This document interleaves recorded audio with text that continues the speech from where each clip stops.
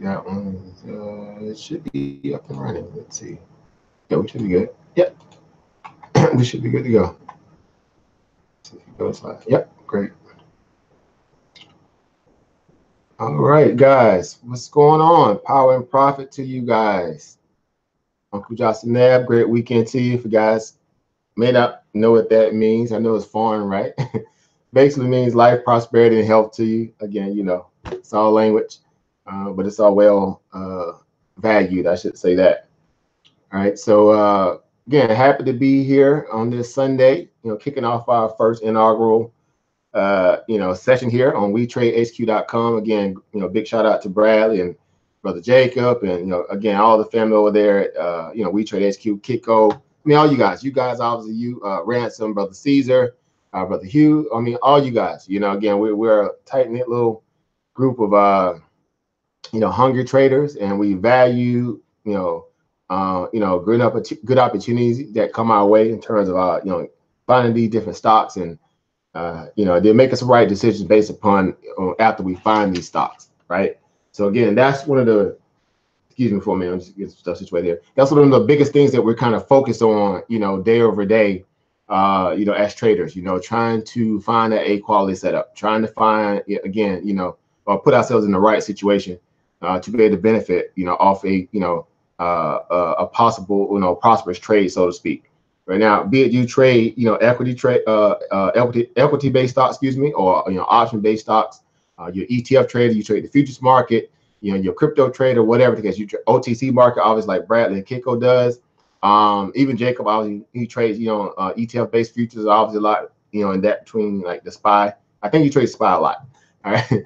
But, on average, again, we're constantly here to search for opportunity, right? As a trader, you're constantly searching for opportunity. All right. Oh, so what I want to do real quick, because I am very hands-on and kind of person, I want to add you guys to the actual Google Hangout as well, right? So you guys can interact as well, and we, you can share ideas, we can share questions.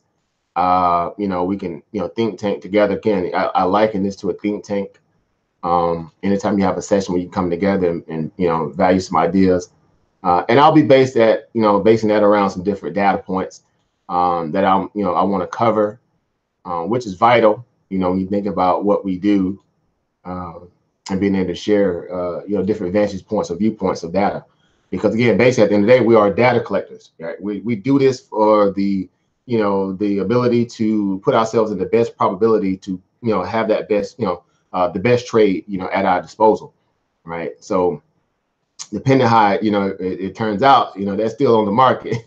As they say, the market is always right, right? The market makers, the people that control the market as a whole, pretty much, they already have their own little game plans here and there, and we're trying to kind of outwit the fox, so to speak. As we kind of being the rabbit or the hare or the however they call it in the little saying. But either way, it's imperative that we're conditioned properly mentally, and also again physically, technically, in terms of our operative values, in terms of going about pursuing making positive decisions that would warrant us to be profitable on the back end. All right, so that's exciting to me. So being a person that has a very keen sense when it comes to being able to unpack data, unpack again news, whatever, the technical, so to speak, in my own little right.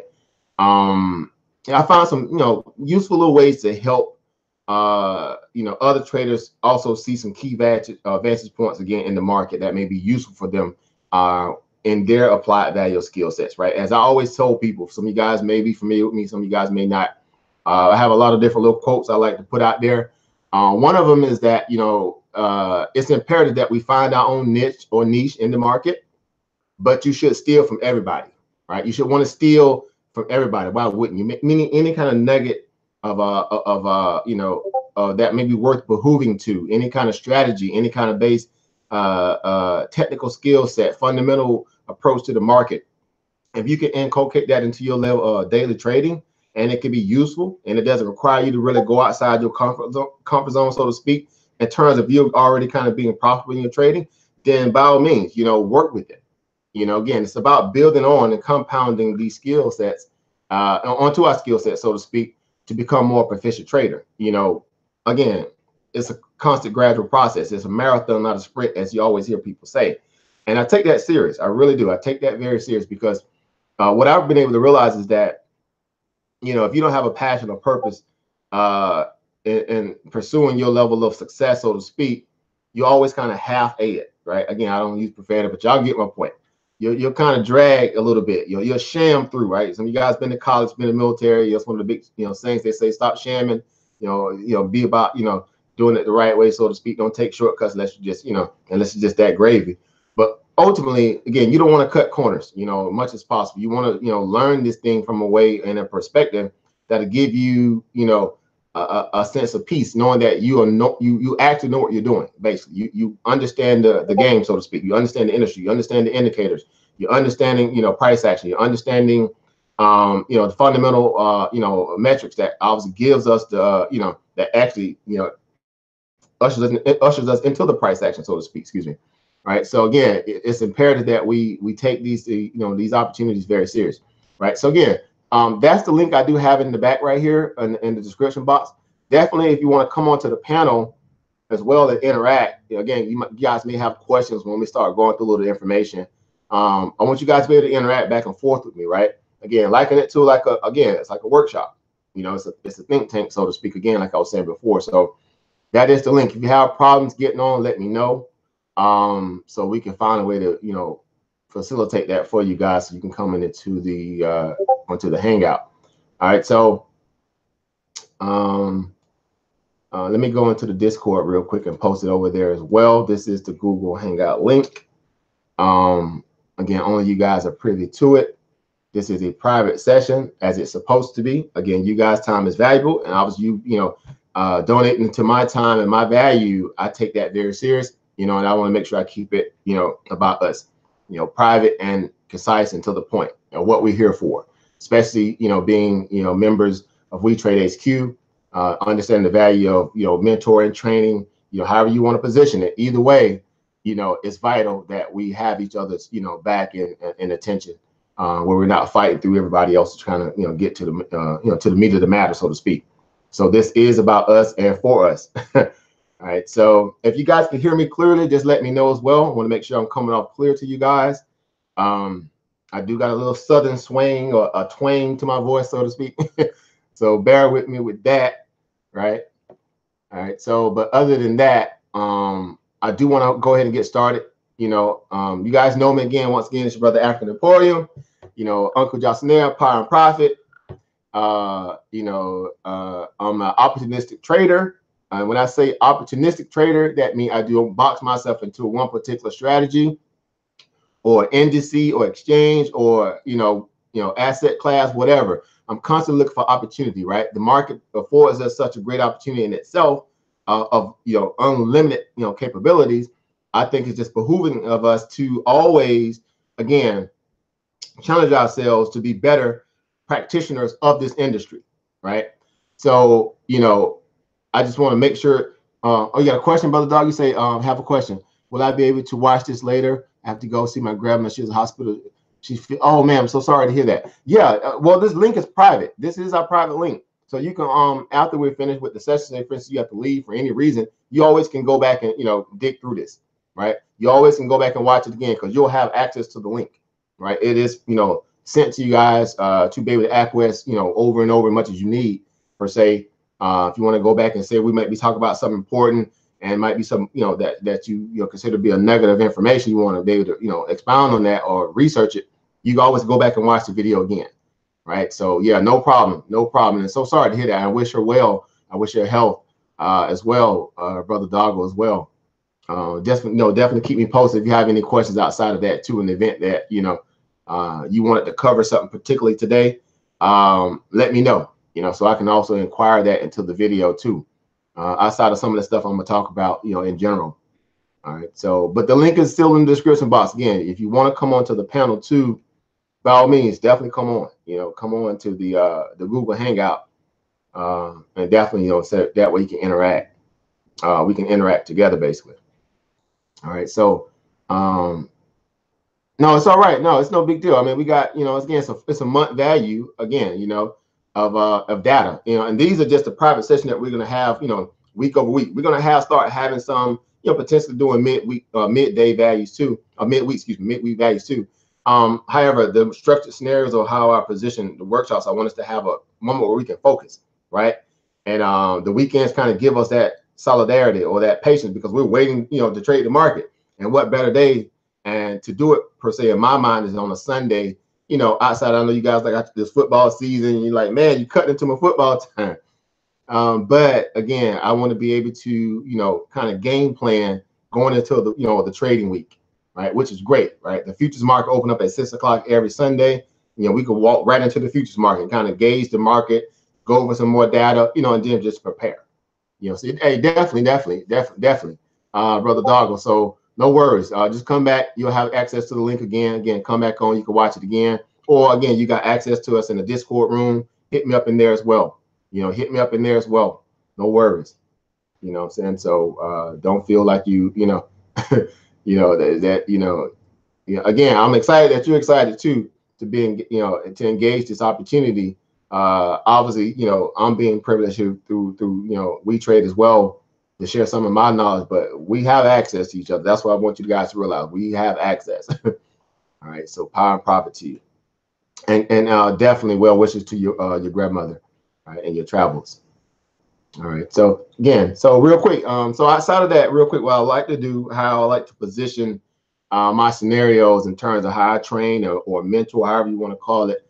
Again, I like to liken it to that. You know, we just, you know, we're trading, we're sharpening steel, right? As the saying goes, steel sharpens steel, right? And so you only as effective, you know, as again the potency of your knowledge that you're caring about, you know, or implementing, right? So where we're sharing ideas with one another, you know, and trying to find the best, you know, or the least path of resistance to get to our end goal, which is, you know, obviously that being the bag, you know, a profitable trade, whatever the case like that.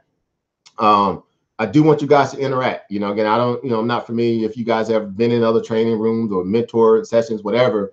But again, like I said before, I'm very hands-on in my approach, right? I like to engage people. I don't want to just be like, well, I'm gonna come on and listen to what this guy got to say. And yeah, he said some interesting here. This portion here, I kind of get, but I don't get. No, this is, y'all know, as traders, we have to be very thorough, much as possible. Right. So again, I have 4, you know, pillars or what you call core competency things that I like to follow as a trader going into a particular trade. Right. And I think overseas, he definitely knows about it. He's been in my training session before. He's very well rehearsed in some of the things I've done before in terms of how I go about training and teaching.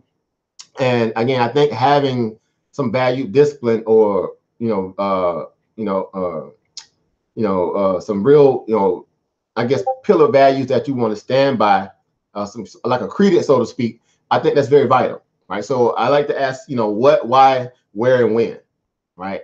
Before I take any trade, I need to be able to answer at least 3 of those questions out of the 4, if not all 4. If I do not feel comfortable in answering at least 3 of those questions, that trade is not going to happen. Simple as that, right? So what you have is a lot of times when people are engaging the market, you know, again, a lot of times we're driven by, you know, fear of missing out, right? Again, I come from an international marketing background too, so I understand the different, you know, values of, you know, of pretty much, you know, dealing with psychology, right? Dealing with emotions, dealing with how they play on, you know, a buyer's emotion, so to speak. In our case, it's the same thing when people coming into a room or particular area saying, well, hey, I have a ticker. Right, you know, this ticker here is going to the moon, this, that, and the third. If you haven't done your own due diligence on it, you just follow the crowd, so to speak. And then, you know, who knows, the stock might be up and running, but the stock may be already extended, you know what I'm saying, off a move where, you know, it's going to hit some key levels of resistance up here shortly. And you're excited about wanting to buy into stock because they're telling you it's going to go higher. All right, but we haven't went and charted the resistance. We haven't went and charted the support. We don't understand the nature of the catalyst. You know, we don't understand, you know, a lot of things surrounding the sector as a whole. You know, again, was it oversold? Did it come from an oversold position? Right? And whatever the case, you know, there's also some things that you have to do before you make that trade. Aside of just saying, well, I'm just going to go into the trade blindly. And that happens sometimes. I get it. You know, it's hard to follow the book 100% of the time, but it's also imperative that you at least stick to at least, you know, your own core competency values at least, well over 90% of the time. So if you have that 110% value where you say, well, I'm gonna go off script a little bit here because again, everything just seems to look good just from the initial, outlook here, then you still know that you have a value where you can set your stop loss, cut your losses quickly if it happens to be a situation where the trade goes against you, right? So again, that's important. All right. So how many times when we're watching the SPY, per se, and again, I know, Brother Jacob, he loves trading the SPY a lot. I know other traders too that love trading the SPY. And, again, it has a daily, volatility where it's baked into what they consider to be the implied volatility that the market's going to move a certain percentage throughout the day. They may say, well, the market may have a, let's say a 20 point, volatility swing throughout the entire day. That doesn't necessarily mean it's going to go up 20 points in just one day. That means it's going to have a lot of ebb and flows throughout the day. It's going, it may drop, 5 or 6 points. It may go back up, beyond that mean line, and pick up 3 or 4 points, pull back down about 4 points. So again, they're, metricing that to the overall market expected move, so to speak. They call it expected move, right? Some of you guys probably already familiar with that, right? So again, we're talking about being able to chart that or take that into consideration when we're trading these stocks. Preferably when you're trading big box stocks as well. Again, I trade a lot of these big names as well. I trade penny stocks too. Again, I'm not, just poised on one particular asset in terms of price point. But I do like to focus on stocks that, again, that gives less, flash crashing and volatility as possible in a moment where it's just necessarily not, made for me to just be chasing that, or trading something like that. Again, you don't want to have to fight the market to be successful at trading the market, which is the biggest thing that we know a lot of people deal with. They're constantly trying to fight the market to prove that they're going to be right. Right. I'm going to prove that I'm going to be right with this trade. Right. And the stocks just, the trade just continually burns you to the point where you just you kind of lose focus and then you start hemorrhaging cash. Next thing you know, you're in trouble. Right. So it just, hey, what's going on, family? Inline 6, good to see you, family. Well, it's a little latency lag in the YouTube, but you're still getting the meat of the information as it's coming out. But then definitely come on to the Hangout. Hangout obviously is real time. We just interacting with one another. So you definitely have access to it. And I like to have constant interaction. Oh, I see somebody already on. See, I just looked and checked. I didn't even check. All right, because I was too busy going over some data or getting ready to pull up some data, so to speak. All right, so what's going on, family? Is that Sniper? All right. Let me see who's Sniper. I don't know your Google Hangout handle, so you might be. So I'm guessing that's brother. Who's it? Okay, Inline 6. Okay, yeah. So brother Hugh, right? I say it must be brother Hugh. All right, I haven't said nothing else because that's seeing about proper there. All right, so yeah, good to have you on the panel too, brother. All right, good to have you on the panel here. All right, so yeah, open up your mic, man, and you can definitely interact a little bit. Again, it's our first session. 4 workshop values in that. Again, we're gonna have daily interaction as well. I'm already, constantly in and out of Discord rooms daily, as you can tell. Some of you guys know me from, being in like a gazillion Discord rooms, right? So I'm always busy. I'm always staying busy trying to help other traders in some form of fashion. Again, I believe in that village mentality. It's just imperative that we help, where we can, and it strengthens you as well. Right, so that's important. So definitely, if you want to, you can open up your mic as well, brother Hugh.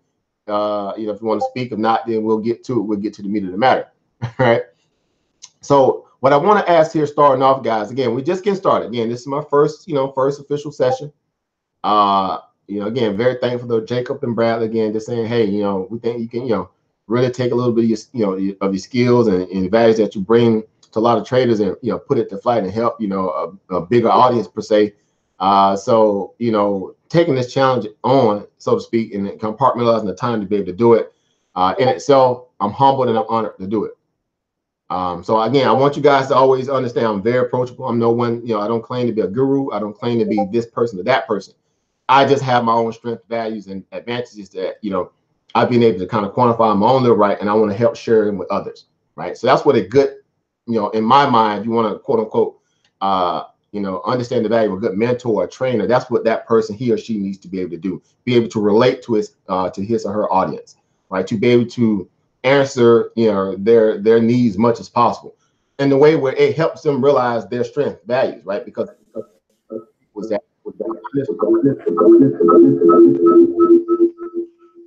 all right, go ahead. You got a little echo there. Oh, you had two sessions open. Okay. Wait, yeah, if you get it right, just let me know you're good. Yeah, go ahead. Oh, okay. I got it now? Yeah, you're on. Yeah, there you go. Okay, awesome. Cool. All right, what's going on, family? Good, man. Power and profit to you. All right, bro. Thank you.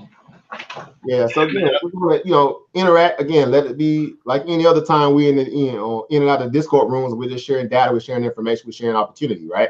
So along this, this journey, so to speak, I think what's most helpful and useful for us as again traders is that we want to be able to not just have someone explain some data and not have you be able to kind of express your value of what you're trying to get out of the sessions, right?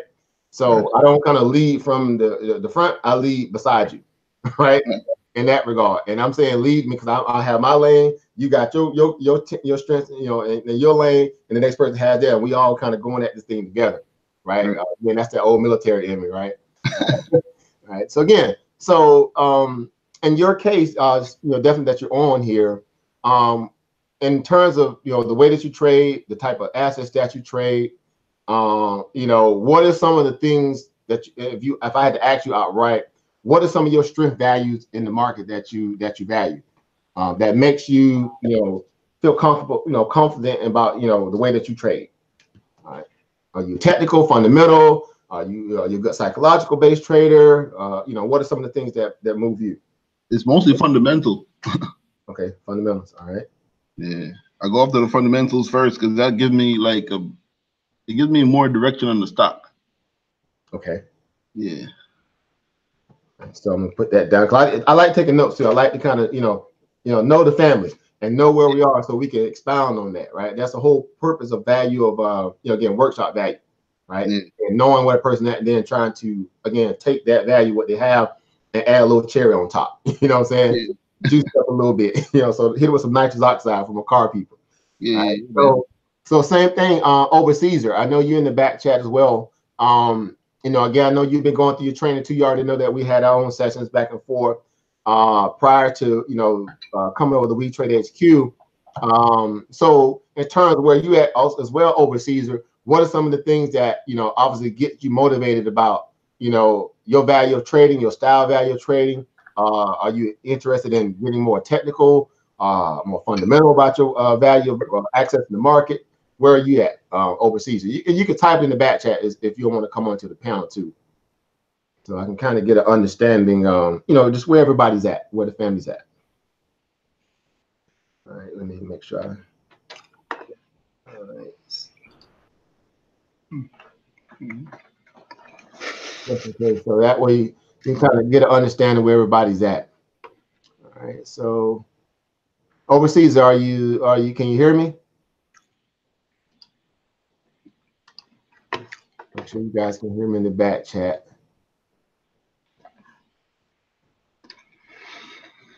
Okay, okay. So almost done with TradeNet.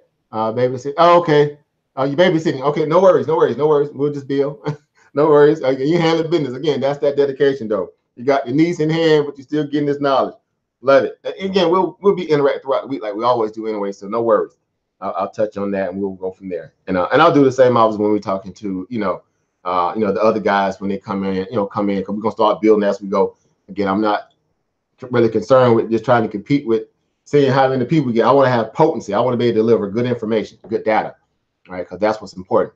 All right. So in terms of we'll start where you at as well, brother Inline. In terms of fundamentals, right? And talking about using those as kind of like a catalytic kind of event to cause the stock to kind of move, right? We know that's what fundamentals basically is, and then we start talking about the metrics, right? Numbers, all right? P ratios and short interest, float values, apply news value, press releases, 10Q, Form 4Ds, and all these different values that kind of give, again, that particular asset some life, right? Especially if it's been left for dead, this, that, and the third, right? So now, are you more of a big box stock trader, or you trade any kind of asset at a certain price point, or you're I trade mostly any of them. I don't really trade much low cap, like below like $1 or something like that. Yeah. Okay. I mostly trade sectors too, so it's mostly large caps or ETFs. So I want to wake up, see what's going on in the market. Oil is down, oil is up. Trump is saying some crazy stuff about this sector of the market.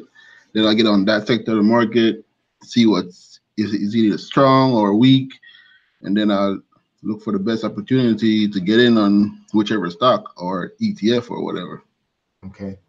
And what are some of your most notable ETFs that you like to trade? Are you the SPY? Are you trading SPY? Are you trading? I trade oil a lot. Okay, you're oil trader. Okay. Oh, okay. Oil, natural gas. I trade the SPY sometimes too with options. So. Okay, option trading a lot. Okay, so you're definitely into the option trading too. Yeah. Interesting too. I'm pretty sure you saw that that powerhouse overabundant natty gas breakout that was there. Man, that thing. I watched natural gas a lot, and that move was crazy. It was crazy.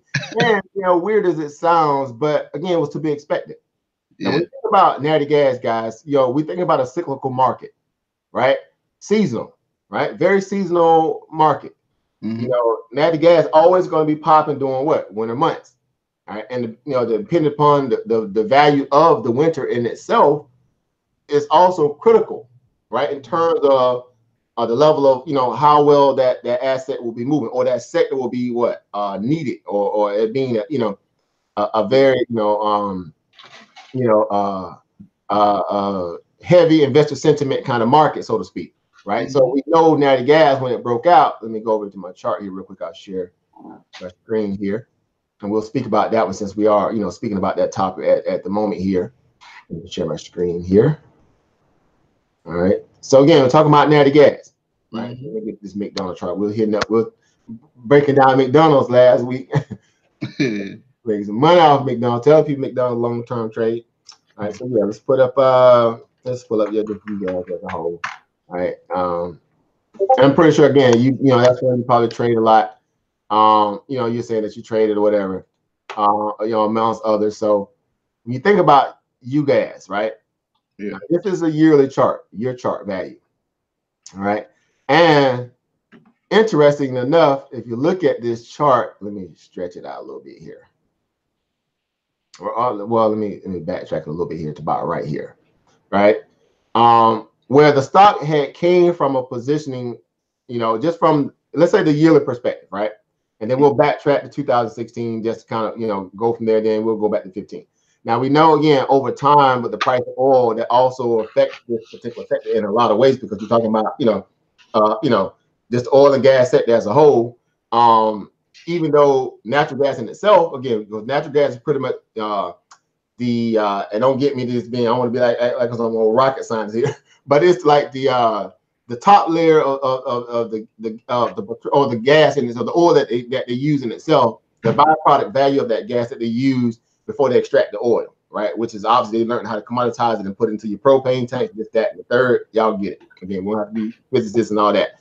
All right.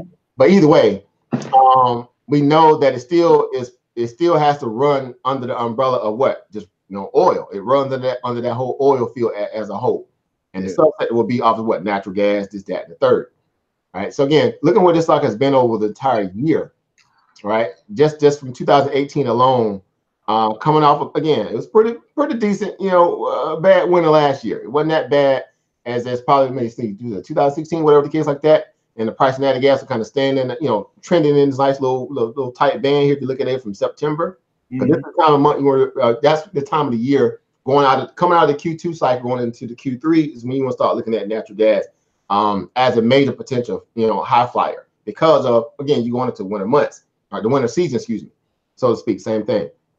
All right. So, how long have you been trading that natty gas, brother in line? About a year now. Like I only learned about it since this year. About this year? Okay. Yes, I was like, after the report and stuff like that, I was like trading it based on the numbers and stuff like that. Okay, gotcha. Right, just catching that implied volatility, getting after it. And again, being a cyclical trade, I don't know if you trade a year round basically too as well at this point. No, so this is my first cycle. So this is your very first cycle. Okay, okay. All right. So again, you came in kind of right at the in the September, October, or just after this last little pop. No, I came in around April. April. Okay. All right. Cool. All right. So having something to work with here. All right. So when you're thinking about, let me squeeze this up a little bit here. This is a little study one here. All right. So let me pull this down something. Okay. Good. So let's talk about April here. Right. So obviously at that point, we're talking about from a yearly perspective, the chart was kind of, just kind of stuck in the channel. During the summer months, which is obviously notable, right? You're talking about, it's summertime. How many people using, natural gas for that level besides what propane grill tanks and, certain values that they use for industrial purposes, right? Yeah. But again, you still have some, some channel values that you can trade this asset with to help you, be profitable, because if you're trading through the options market, or trading it, that's simply how you trade it, right? Through options. Well, I was trading the stock. I couldn't find the right. I'm thinking, because they got it's like UNG. So you're just trading UGAS itself, the actual ETF. Yeah, I just found about you guys this week when it was going crazy.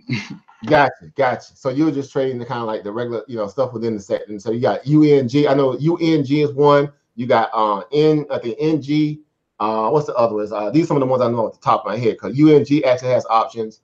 And I think a few others too. But again, we just, dibble and dabble in terms of knowledge value in that. But either way, again, great way you can still trade a particular sector and use this inverse as is what,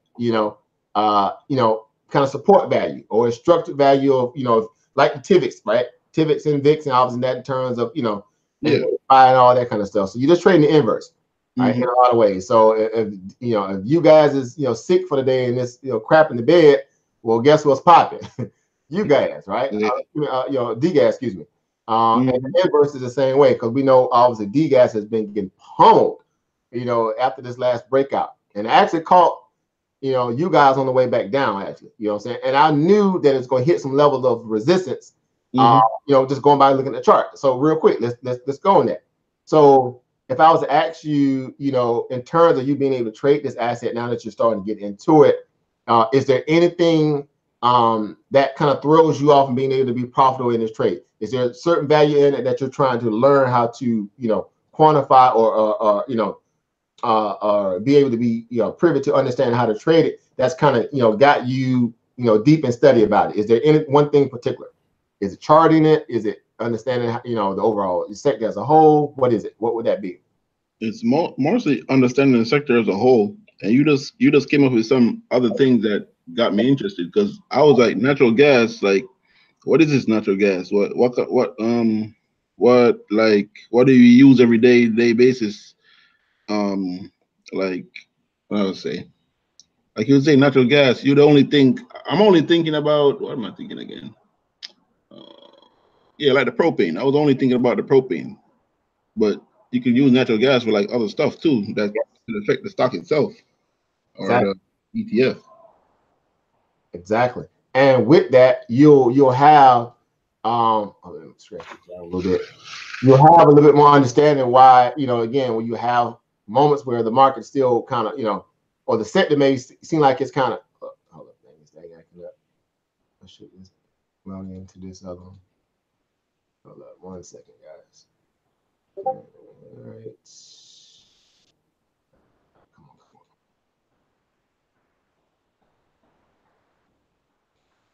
All right, let me just draw from this area then.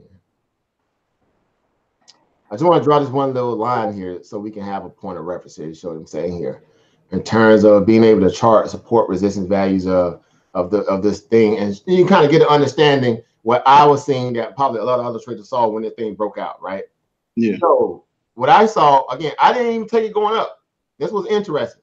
And I had the opportunity to, by all means, because again, when I started seeing it breaking out, the whole idea that, natural gas started to break out, because one thing I saw when I first, got wind that it was, above its, natural T line, right? If we go back and draw a trend line on it, I used this natural linear regression band. If you can see this on my chart here, this is called a linear regression band, right? Linear regression band gives you pretty much a momentum shift, and it also gives you a natural trend line before you start adding all your indicators in, the 20 to 50, whatever you may use. Particularly, everybody have their own rhyme or reason, right? Yeah. So with this indicator, again, it gives me momentum shift. I have my channel breakout, indicators in there too as well.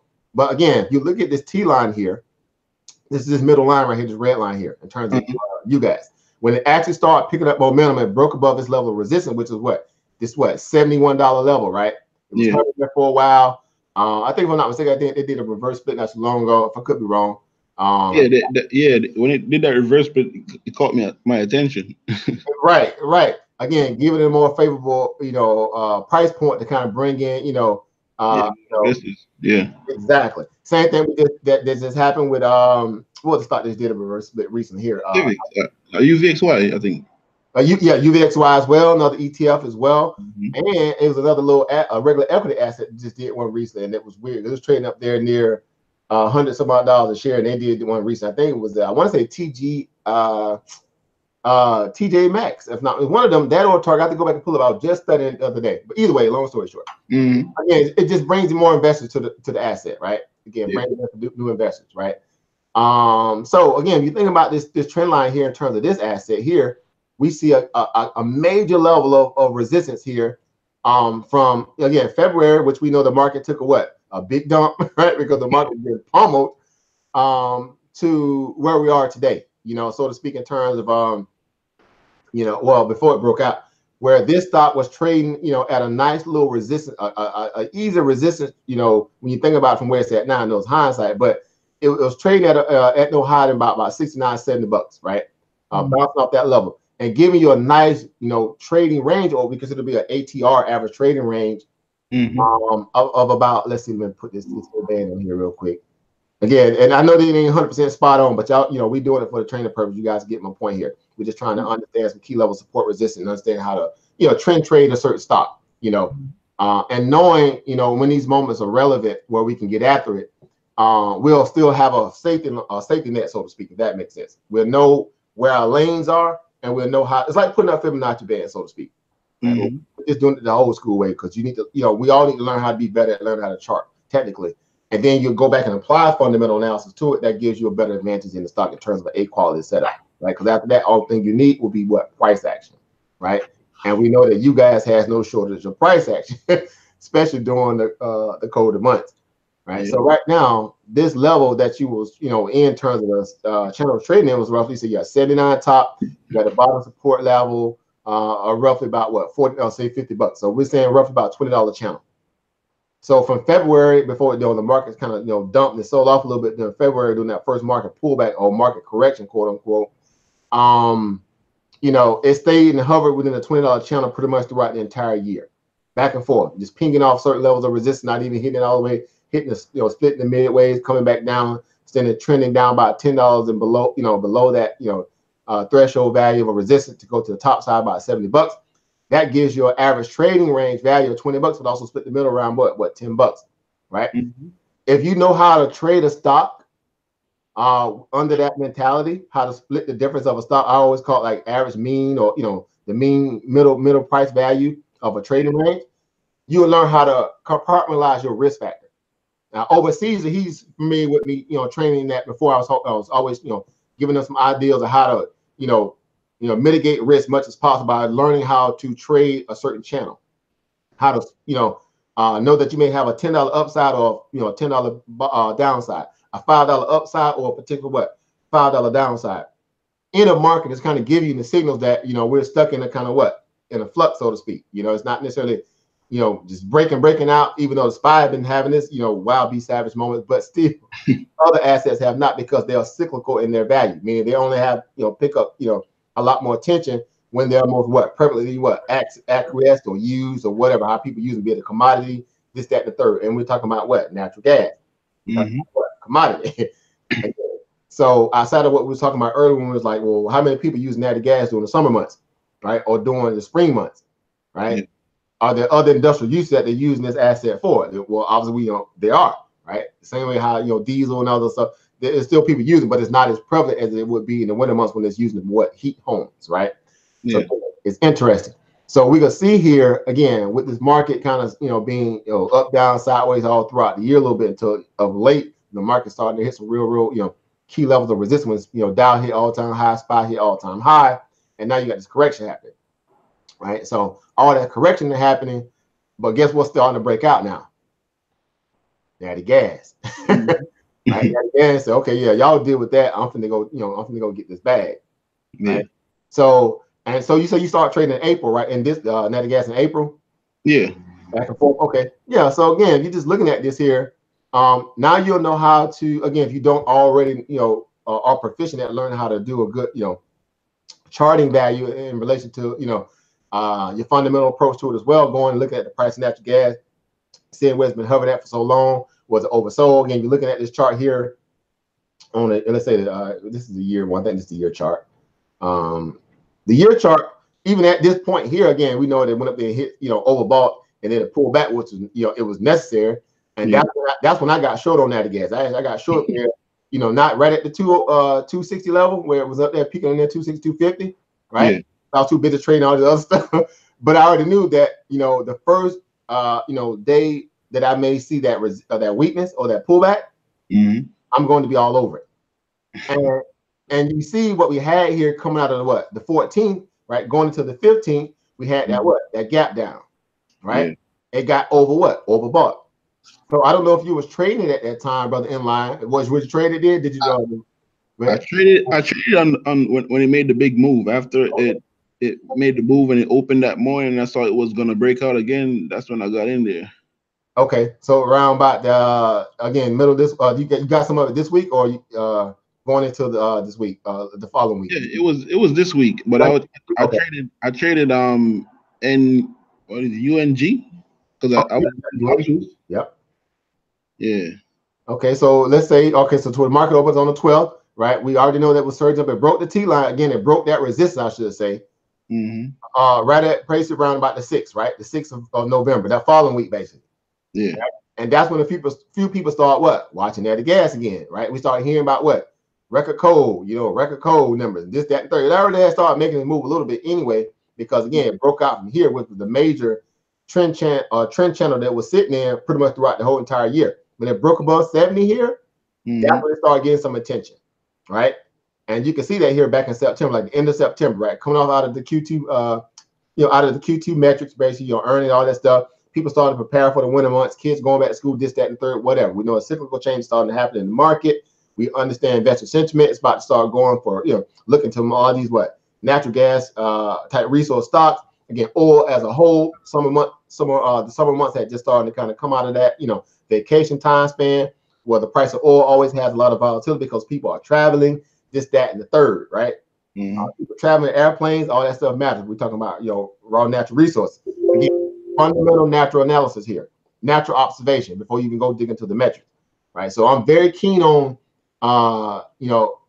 explaining to people how to use some natural observation to also tie that into your technical and your fundamental metrics.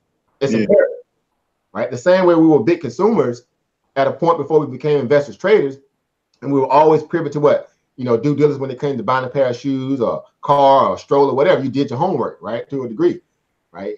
Even though, again, you already had a deal, you're gonna get, buy what you're gonna buy, but you still put some effort into learning, what you was gonna buy. If you can get it cheaper, that was a deal.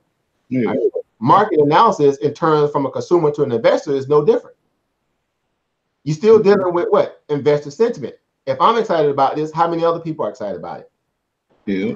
Right. And if that is true, I can go apply that to some fundamental analysis, volume, right? Volatility, and that'll give you an indication that that's true. We can go and see it on the technical aspect, see if it's overbought, oversold, right? Or we can go like we see here on this chart here and see that it was riding the channel pretty much throughout the entire year, right? So if you was knowing that, okay, we know natty gas is gonna break out because it was highly kind of oversold coming off the last 2+ years, 2+ years. At some point, people were saying natural gas got to break out. It has to break out, and that's before they did the reverse. They did the response stock split too, which obviously made it attractive. But either way, it was coming off some key levels of pulling back, right? Yeah. And D gas was just ripping, right? So Now coming into this year, we say, well, okay, here's our levels. Here's our money making levels here. We got a $20 channel throughout the entire year. I mean, up until it broke out above that $70 handle. Hit this new channel around about what 70 to what 100. So you increase your channel from $20 to about $30. A $30 channel. Right now, how we chart this thing going into December and January with the colder months going to start sinking in. What is our new channel now? Looking at this chart, can you guys see the chart clearly here? Yeah. All right. So if I was to ask you what is our new channel here, would you say it's the $70 support level, or would it be the $100 support level? Support level. You're gonna split it in half right there. Yeah, it's 100 now in support. So it would be around the $100 handle would be our natural support. Right? It's like a weird question because you probably know the technical trade pretty well, but again, it's psychological. You want to condition your mind and realize that nothing else. Okay, here's my my base, right? Anything below that, is again is moment of concern if I'm trying to play the thing to the upside. If I'm not just riding up and down the trend. So our top side becomes what? The top side level of that the resistance, the highest point. And from there you can backtrack the channel in and out. So we got $100 all the way up to 100 to 250.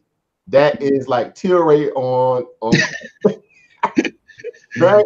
Tier rate 2.0. And this is natural gas. But one thing that makes it sufficient is that we know this is this is a highly commodity, useful commodity. So there's not no pump and dump here, even though it's a pump and dump move in this value that it just went up that high. But this is a well-used commodity, and we can go qualify that and quantify that by looking at the data, the fundamentals. Again, you've been a fundamental trader. How much that gas is being used? What's the overall data that's out there supporting this move at this juncture, right? Especially coming off that reverse split. So now what we have here, looking at this last red candle. So I got short on this at 170, 171. Yeah. Right? Because keep in mind, it came from 14 during pre-market. It started gapping down. Right? So if we go back and let's go to the 5-day chart. Right? Let's go back to the 5-day chart. All right. So hold up. Sorry, let me stretch it out. I hate when this does this. 1 second. Hold on. Let's make it the 1 day. I'll do 1 day and backtrack it. Let me stretch it out. All right, cool. All right, so right here when you had that divergent break gap down, right? A lot of that happened during the pre-market, so to speak, right? Coming into the actual trading day, right? So in that moment, we already know, okay, if it gap down from 250, it hit that point of overbought, people saying, okay, it's time for to cool off. RSI was just screaming, and it was time for a cool off, so to speak, right? So right here, going to the market when it opened up, I was like, okay, I got to get into this, because I already know the downside, technical indicator at that point was saying sell off, right? And if I was to go back and rewind this thing to that point, to the actual day, my trend, my linear regression trend band was obviously pointing, straight down. No hesitation to that. Now it's also a little shifted a little bit to the upside because they had this little, kind of recourse breakout back up here lately, right? So, thinking about this stock here, or this ETF, excuse me, here, on that pullback here. And again, this is just 1 day of trading here on the 15th when they had that pullback.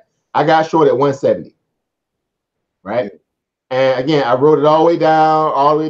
I covered a little bit off at 110 and change, and I left the rest in there, right? But I set my as you see this bar here, that trend line we have right here, this line here. Yeah. I had it literally set about like 140. Oh. And you can see I was off from the top when it kind of rebounded a little bit.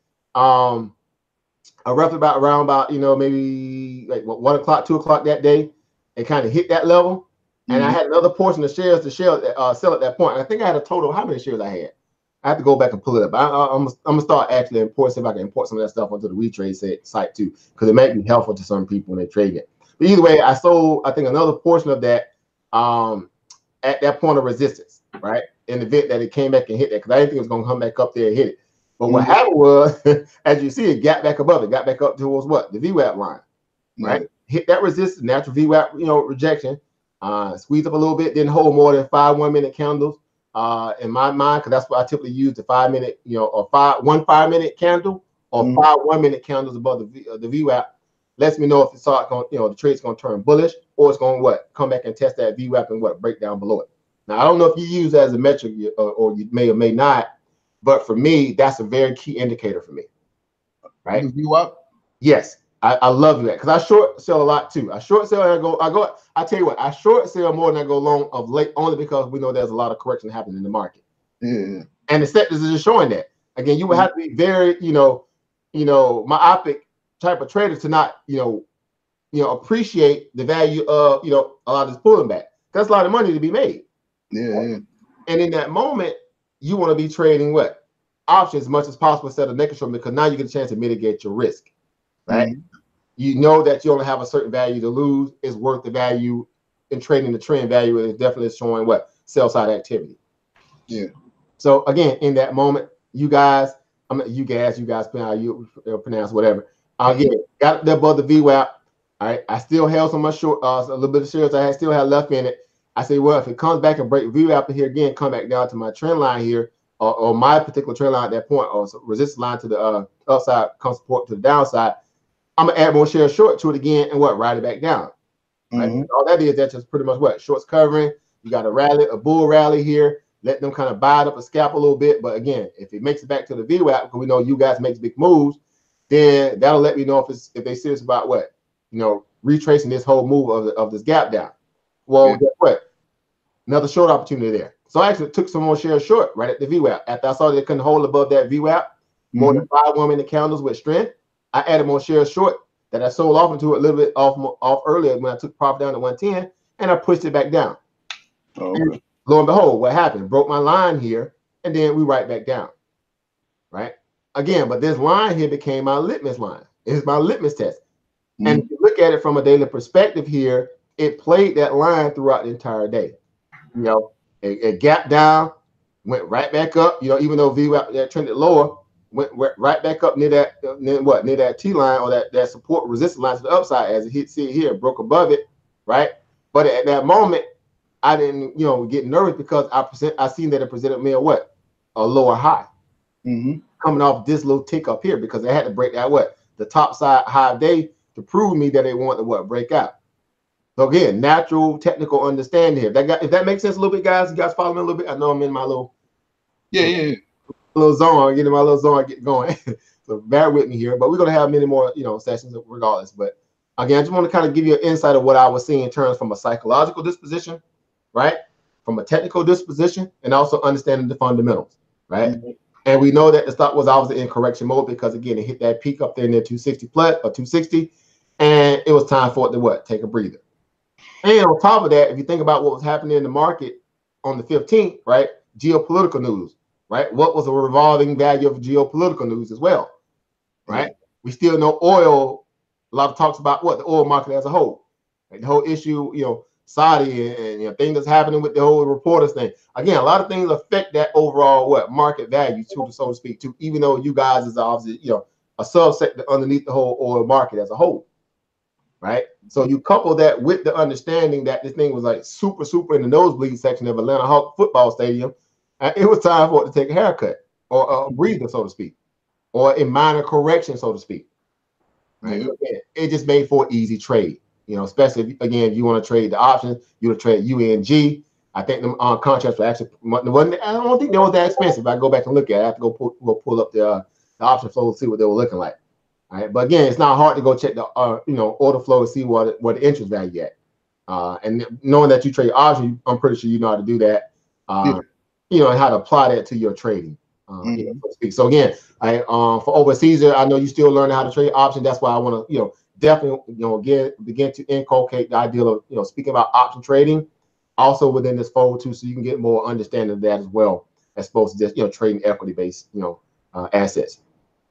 So again, either way, the stock pullback, just like I thought it would. Again, it got back down to that low of day. It didn't necessarily break the low of day. So it presented a in that regard, a stepping step stepping stone value in that point where it's going to kind of hover back up near the VWAP line. The point is just presenting the point that this was the bottom at this point, right? That's all I'm saying. A base support at that point, right? So again, I took a little bit more off the table right before the bell actually when it came back down and tested that that 110 handle, right? Even though we know it went down to like 108 something like that. I took a little bit of profit right there. So more that I added more shares here, and I left a little bit more shares in there to swing to the next day to prove me that this thought was, if it was, done, or this ETF scheme was done, we wouldn't have that necessarily, kind of rally that we thought would come the next day. And it didn't, because all it did the next day was just stayed in a tight channel. Basically Friday, it traded in a tight chop channel throughout the entire day. All right. So it gave us a range, basically no more than low of maybe 127 and top side up there near about 153. Nice range, about $30 plus range. But again, either way, it didn't prove to me that it was just, it was just sits by breaking out. So I basically when it got, back at that point when it rallied above the VWAP here and it crossed my linear regression line here on my channel band, that's when I took the rest of the profits that got up out of there, because I took a little bit down here to near that 120, I think 130 even, somewhere around there, and I just closed out the trade. So again, altogether, that trade was about a $8,000 trade to be exact, somewhere around there, give or take. Again, that's with me using the leverage to count though. So I traded with leverage, and it wasn't a whole lot, when you think about it again. And when I was traded at 170, I mean, I could have got 100 shares at that point, because I think I had 200 shares when I first started hitting at 170. I go back and pull up my slip. I think I took like 200 shares, somewhere around 200 or 300 shares. I could be wrong. But the trade initially cost me no more than about $20,000-$30,000, right? Leverage, leverage account. And I took it from 170 all the way down to, again, 110, right? $60 $60 a share. So you guys can do the math on that. That's why that was, it was just a killer trade. So again, long story short, but we're just talking about understanding the value of how to, put it into context and knowing, where the strength points are and where the weakness points are. When you go to, technically put a trade together and then back it by some key fundamentals, right? So in this moment, that was just a very gifting trade if you was able to take it. Now we got some little momentum coming in. Going into the next week, depends how the oil market opens up at the future market in the next 2 minutes here, which we'll get a chance to go over there and peep at that. We'll see if there's any kind of continuation or rallying going into potentially next week, the little 3 days we got in terms of the holiday, and then we got another half day, Friday. If you guys don't know the trading schedule for next week, you'll know we have 3 full days, Monday through Wednesday, and then we have a half day of trading on Friday. The market's going to close at 1 o'clock on Friday. So just in case you guys didn't know that, just be privy to that idea, so you don't get an idea that, especially if you're going to be trading options, your contract's going to expire early. Don't get caught out there saying, "Oh, I got to 3 o'clock, for the broker start pounding me about selling this option." We don't want to get caught holding the bag, so to speak. All right, so that's that terms of that market. So yeah, was any of that helpful for you a little bit, brother Inline? Yeah, I took away a few stuff over it too.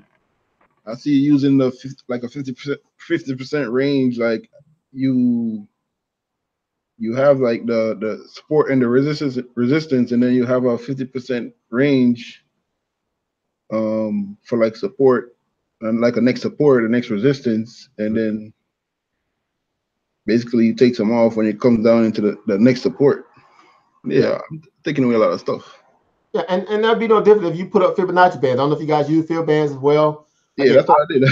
You feel okay? There you go. So yeah, you're kind of using that kind of scalpers, credence, right? Put them field bands up. Let me see my levels looking like, right? Let me chart that strength or weakness going into each field level, right? And that's again a good scalpers, value if you're scalping, a big asset like you guys, right? Or if you're trading the option in, you already kind of know what's happening too, because now you're just waiting for for some some interest to kind of kick in to keep that thing popping, right? And again, you can pick up some nice gains on the option side of the house. So again, either way, I think if you learn how to naturally apply this metric or this understanding or this observation into your trading, Even though we got cheat codes like Fibonacci band, this, that, and the third, whatever, TTM squeeze. So all that different indicators and oscillators that are out there, it never beats the idea that you can naturally look at a chart and see what's happening without you necessarily having to put anything on it. Right? That's a sense of confidence in knowing how to prepare yourself and just understanding the value of the trend that the stock may be trading or asset may be trading in, and also the fundamental catalytic value that may be causing that stock or asset to trade in a way that it's trading. If that makes sense, right? Again, being fundamentally sound, knowing if the oil is breaking out, if it's not breaking out, what's happening, period. Saudi's tripping, the OPEC tripping, the Russia tripping, whatever is happening, that's a scenario. Because what happened here in America is that they had so much of abundance of the natural gas, in that moment, which caused it, the spike and run that way. It was actually starting to what? Exported out to what?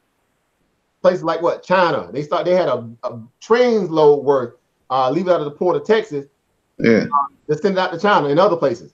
They had all this abundance of natural gas, and the stock was just ripping under that news value too. And I don't know if you knew that or not, but again, just No, I didn't know that far. Again, fundamentals, right? So that value of fundamentals or that catalyst value was also helped driving this ETF to kind of keep ripping to the upside. Yeah.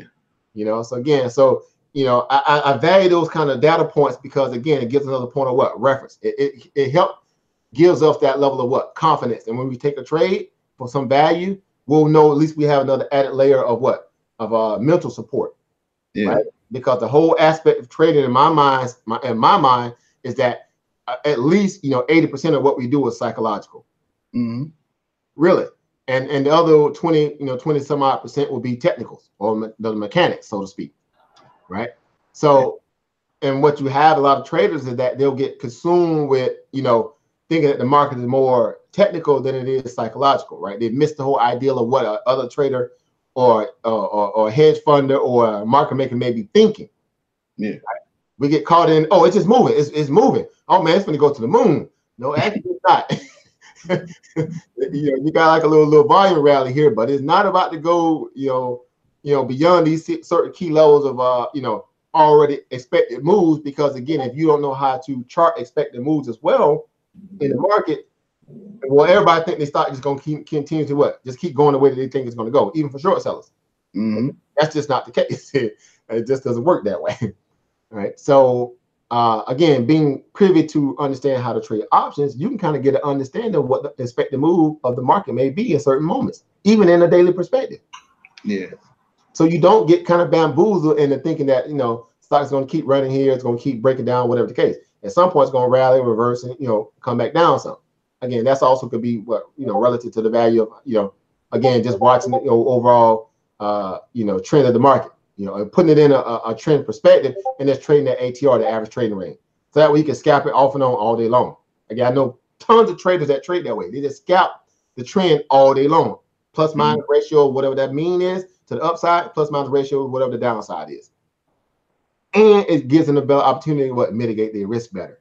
They're not necessarily overexposed, right? Yeah. Which gets a lot of traders in trouble in some cases because they get overly leveraged or overexposed. And then the market just crushes them, right? Because now the trade goes against them. They don't have stop loss mechanisms in place. Hopium kicks in. I think it's going, pivot here. I think it's going. Next thing you know, you're going, you're down a little bit more. You're down a little bit more. And the hardest part about trading is learning how to be consistently disciplined. Consistently disciplined. I don't care who you are. It's hard to be 1,000% consistently disciplined. Yeah. Because the euphoria of making money. When the dopamine kicks in, you like anybody. Like this is exciting. It's I'm making all this money, and basically all I'm doing is just pushing buttons, right? But how soon we'll get away from disciplinary, competency values when we're caught in that moment. We're not necessarily understanding. Hey, let me protect myself still. Let me make sure that I still stay focused here. Keep my emotions in check. Right?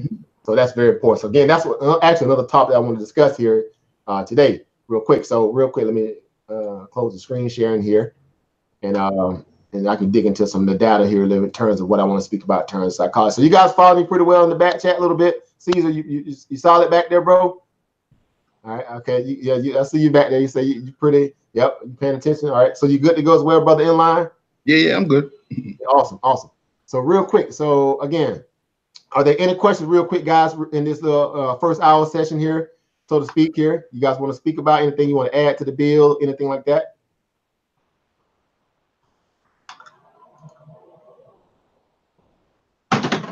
Any questions as well, overseas, or any questions about the inline as well? Yeah, quick question. When you say you look at the for a 5 minute, 5 minute green bars, something like that. Yeah. Does that include like red bars or no? Say it again. Does that include the what now? Like a red bar, like a pullback. Okay, yeah. So basically, when I use that scenario when I'm again, especially when I'm trend trading, right? Yeah. So now when we know a natural key level of resistance or support, by all means, always going to be what? VWAP. We know VWAP is very universal, right? And establishing a trend when we was looking at that chart in terms of you guys when it broke below the VWAP, Yeah. right? Matter of fact, I'll share my screen real fast. We'll get to the other session. 1 second. All right, so. All right, when we're establishing, when a trend has been broken, or when we know that there's again a definite strength of weakness been implied in terms of this case because the stock was selling off. Right. So let me stretch this out here.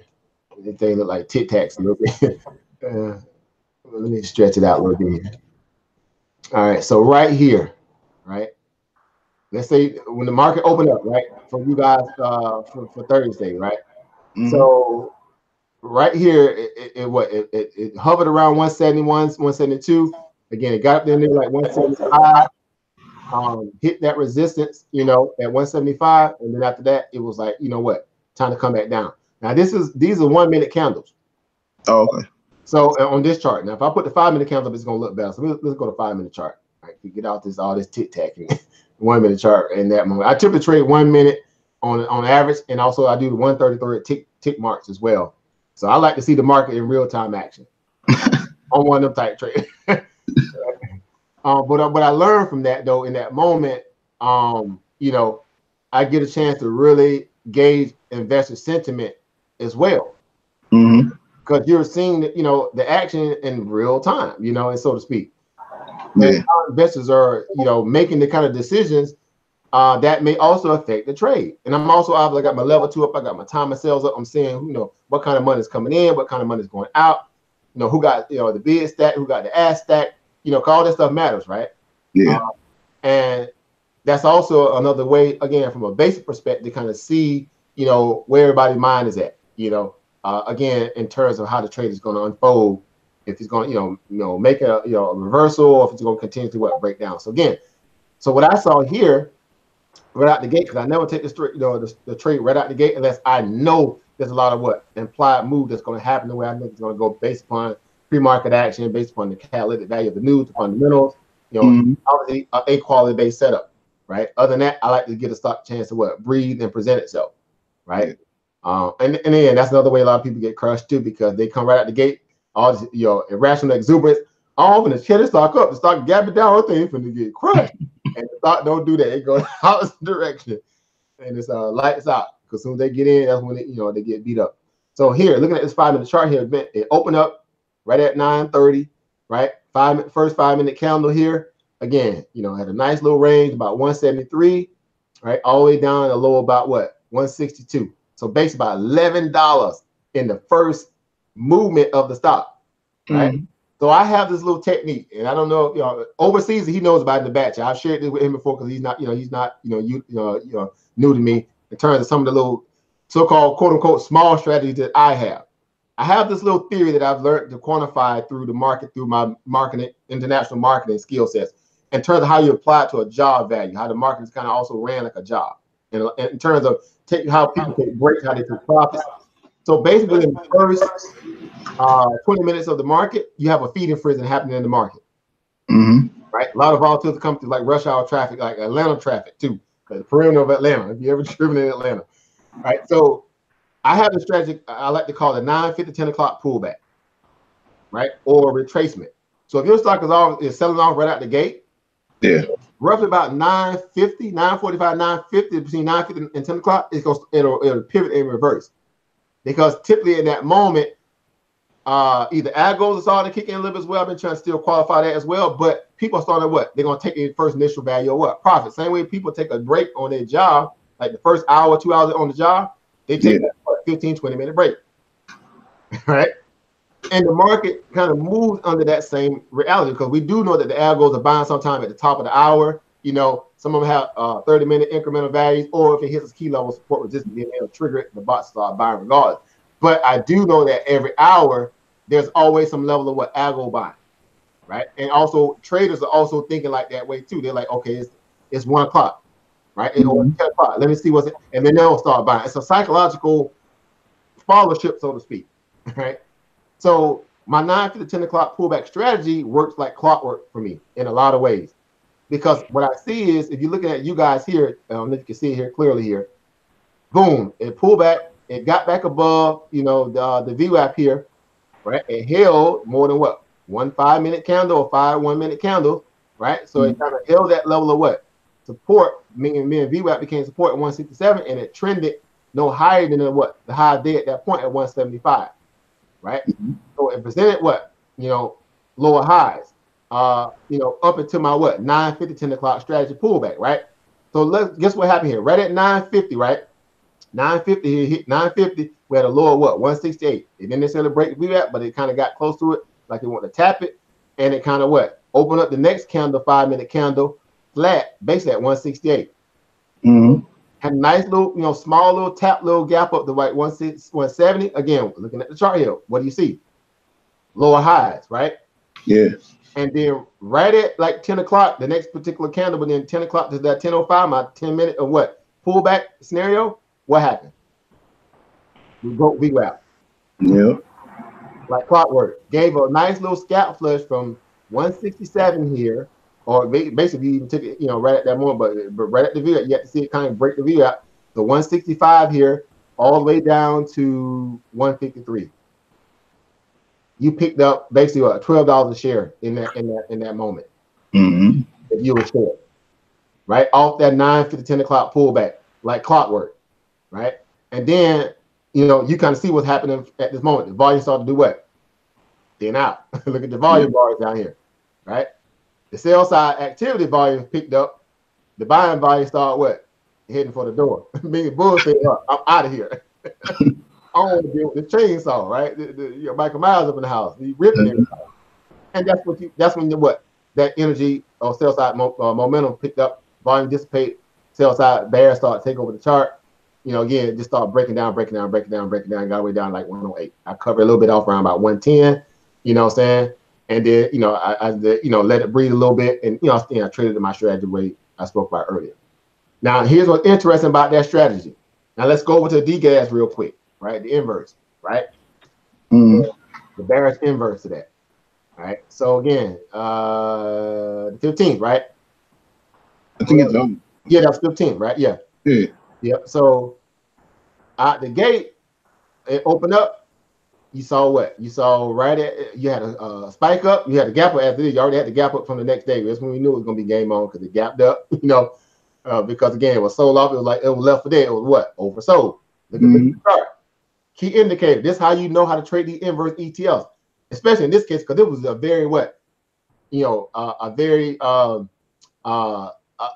you know, obvious oversold scenario in a way where, you know, it had to have a moment of what? You know, retrace at some point, you know. And when we saw the gap up, so real quick, 950, the stock had pulled back, right? See right here, it got the little first little red green candle, had a red candle to match it, bullish engulfing, next to that to a what? Bearish engulfing and ugly wicks. There go them ugly wicks, right? And the time you see a wick, that means what? Trouble. Decisiveness, right? So I'm pretty sure you guys know about wicks. If not, we'll build on that too. All right, but you had a lot of indecisiveness in that moment. So right in that moment, okay, you got it pull back, it broke VWAP, got back down here, you know, tested this what? 368 level, pivoted off that moment a little bit. All right, you see the little spinning top candle there, right? That right after that, Nice little bullish, you know, a little bullish engulfing candle here. Got back up in those VWAP here, and then it kind of what got rejected. Went to the next candle right at 950. What did it do? You saw what? Doji, right? Yeah. Buy signal, obviously. That was your reversal. Oh, okay. You come there right at 950. What do you get? A doji, and what it did? It broke out above the what? The VWAP. VWAP. So that's that profit taking that was happening. Then what? The buyers came in. Our volume was confirmation here, right? And after that, it was as long as it was above the VWAP, your entry point, because that's where you would have entered at. You playing what? The VWAP as your litmus test. Even though it kind of pierced that little wick, pierced through a little bit, it didn't give me a full body candle to kind of prove to me that there was what serious about what selling this thing off, because that candle was still showing what green on the 5-minute candle. Let me know still buyers coming in, and the volume confirmed it. So that was my breakout. That makes sense a little bit. You see what I'm looking at here? Yeah, yeah. It ain't, you know, again, it's not like it's some super saiyan science, but I've learned how to use that 9:50, 10 o'clock pullback as a very good way to kind of gauge what investor sentiment, profit taking, pre-market profit taking happening in a moment when they want the bulls to come in, or bears to come in, and they can pass the bag off to what? Somebody else. You know? So a psychological gauge, natural observation, gives you another vantage point to how to read the market on top of all the indicators you may use, and this, that, and the third. Right. So again, whether you use it or you don't, it's just a natural observation to kind of put into your arsenal and think about it. Now you got, oh, let me take this 9:50, 10 o'clock pullback so African Porter talking about it. And it may be helpful and useful for you in the long run. Right. So again, just want to share that with you a little bit in that regard. You know, if that's a little helpful for you, you know what I'm saying, in that regard. In terms of your question, right? You was asking, you basically, you know. Yeah, yeah. You know, was that a little helpful for you a little bit? Yeah, yeah, I got it. It was good. Right. Awesome, awesome. I normally use 11 o'clock for the bounce. Oh, so you use 11 o'clock? Okay, so yeah, 11 o'clock bounce. All right. So again, we know the dead zone of the market. Yeah. So 12 to 2, 12, basically 12 to 1 is the dead zone of the market. Right? I don't know if you guys use that or you don't. But we all can, you know, quantify that in a lot of ways by being able to kind of watch that, you know, the market in that moment. You see what I'm saying? Yeah. Because guess what happened? Wall Street goes to lunch. It's obvious. Right? And that's when a lot of people get burnt because they're trying to trade the market with a fierceness, and a lot of the volume from the start to dissipate because the algos are out of the way. You know, the people down in the pit, you know, are not trading because they're headed to lunch. This, that, and third. And you know, stocks may reverse a lot during that time, or you know, be it whatever, or retrace during that time, or the market gets choppy during that time because the volume gets what thinner. And we can see that just by going to a lot of these charts and prove it, right? So we don't have to guess our way into that, you know, into that scenario, or you know, or that may be our, you know, our bullish or our bearish thesis that during that 12 o'clock time period, hey, you need to, you know, take a break yourself or be very careful, right? Don't go into the 12 o'clock hour trying to go all in, or as Vin Diesel would say, don't be trying to go balls deep, right? Get the block broke off. I know a lot of people get burnt during that time frame because they just come to feel like they got to trade, right? You know, they don't already have a trend trade set in place, or they're obviously not trading options. You know, you're trying to bullishly, aggressively, force the market to do what you think it's going to do, and it's not going to happen. So again, in this moment here, at the 12 o'clock hour, even in DGAS, it started losing volume because Wall Street would start going to lunch. You know, it didn't really, you know, do anything, you know, crazy to the point would be very detrimental to, you know, to most of the traders. But during that whole time of the lunch period, what it did, it presented what? Lower highs. Lower highs, all the way down to back to the VWAP. And guess what happened right at 2 o'clock when people came back from lunch at Wall Street? What happened? Lights outside. Retraced it, broke that level resistance here at what? 450, got above that $half what? Natural resistance. We know that $half marks and whole dollar marks are natural what? Support resistance lines just by default. Natural default, $half marks and whole dollar marks. It broke above that and gave you a what? Nice little what? Scalp to the upside until it hit that resistance around about 470. Right, 470, 471. We can reckon that back to what previous chart history where it hit some level of what support, right, to the downside, or resistance to the upside earlier. What that on the 14th, back on the 14th. Right. So again, you know, a lot of this stuff is just basic natural observation. before you even take it so deep into the technical, so deep into the fundamental analysis, we already have an understanding of that before we can go into the asset. Again, we ask some basic questions before we take that trade. What, why, where, and when. Yeah. You know what I'm saying? And if you can answer 3 of those, you got a good probability, to feel confident enough to take that trade. Again, your backdoor, safety net is what? Okay, well, I set my stop loss at, the most, highest probability of what? Bounce point of support to the downside. You're going to the what? Upside. Right? So in this case, we see a big candle here. Even if you want to risk that much, it depends on the person. But we see a big candle here at that what? 368 level. Even though it didn't get down that far, but let's say you had, you was risking 1,000 shares, right? It cost about what? $3,900, right? For for $3 stock, $4 stock, right? And okay, it hits a level of support. You got in. Let's say you got in right at the VWAP, right? You just got in early. You just couldn't wait to 950. Get it. I'm up in the trade. I can't wait to trade. Get in the trade 381, right? As a key sign. Okay, it might it may break on out here at the VWAP. It pulls that instantly. You set your stop loss, at the, a key level, or it would have been basically right at that, again, that counter there. If you ask me personally, that's just how I would it. But depends on the person. It all depends on the person. All right. But again, you may set it right at this line right here. You want to do a tight stop loss, but you're not comfortable about, this D-gas trade because of what it done to, the bears over the last few days with you guys, killing them, murdering them. Mm-hmm.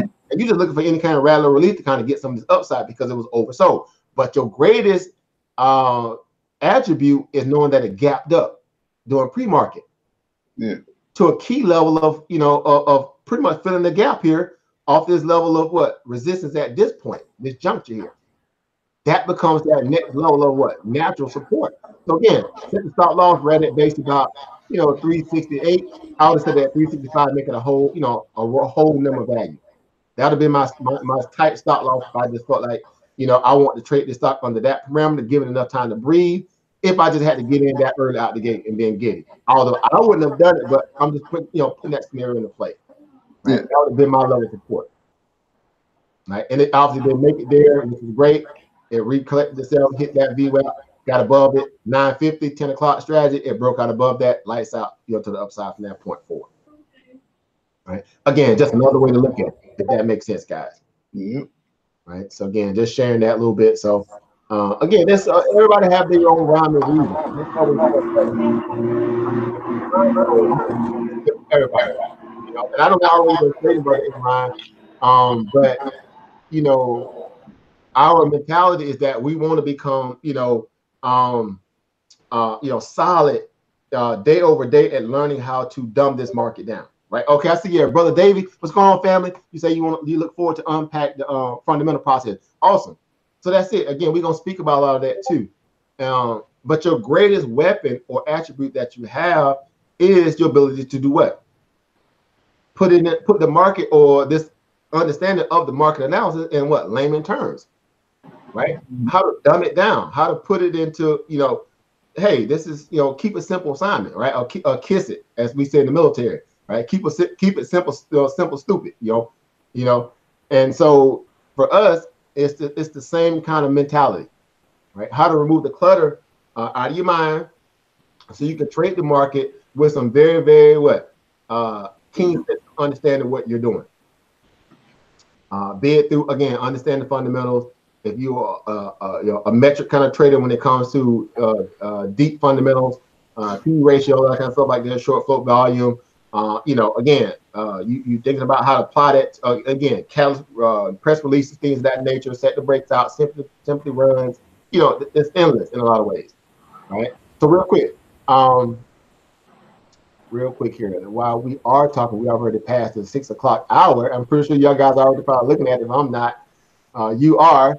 Now there are some key things that happen since we want to talk about fundamentals, right? So what was the biggest headline that we had over the weekend, guys, that may or may not affect the market going into tomorrow?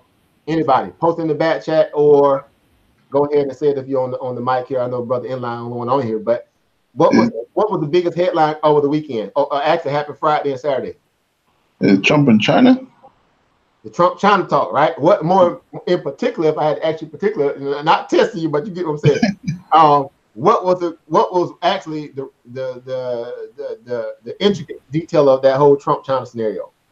I wasn't 100% sure, but he was saying that China's ready to make a deal or something like that. All right, so Brother David, without going to Google real quick, Brother David, don't cheat. Don't cheat overseas. All right, so you said China, he said China too, right? Because yeah, he probably see me, y'all see me post some stuff about it, right? So again, the whole issue with Mike Pence, right? There was at there was meeting in Papua New Guinea. It was like a little summit forum. And again, obviously President Z was there, and also Mike Pence was there as a representation of the United States. Obviously, the whole idea that they can kind of conversation coming up. They're going to meet Argentina to speak about what potential trade war test. And then you know they're going to bring that topic up. But it gives Trump right there.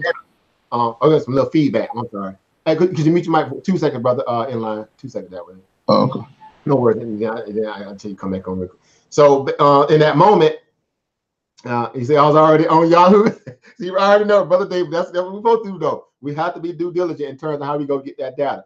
But basically, again, just paraphrasing a little bit, that was going to give President Trump and President Xi a time to come together and also discuss potential how they want to go about dealing with this trade issue. We know that China's getting beat up bad by it. We know that America's also suffering from this, that, the third. And we can reckon that by going and look at the charts, go look at the data. So that's big news, right?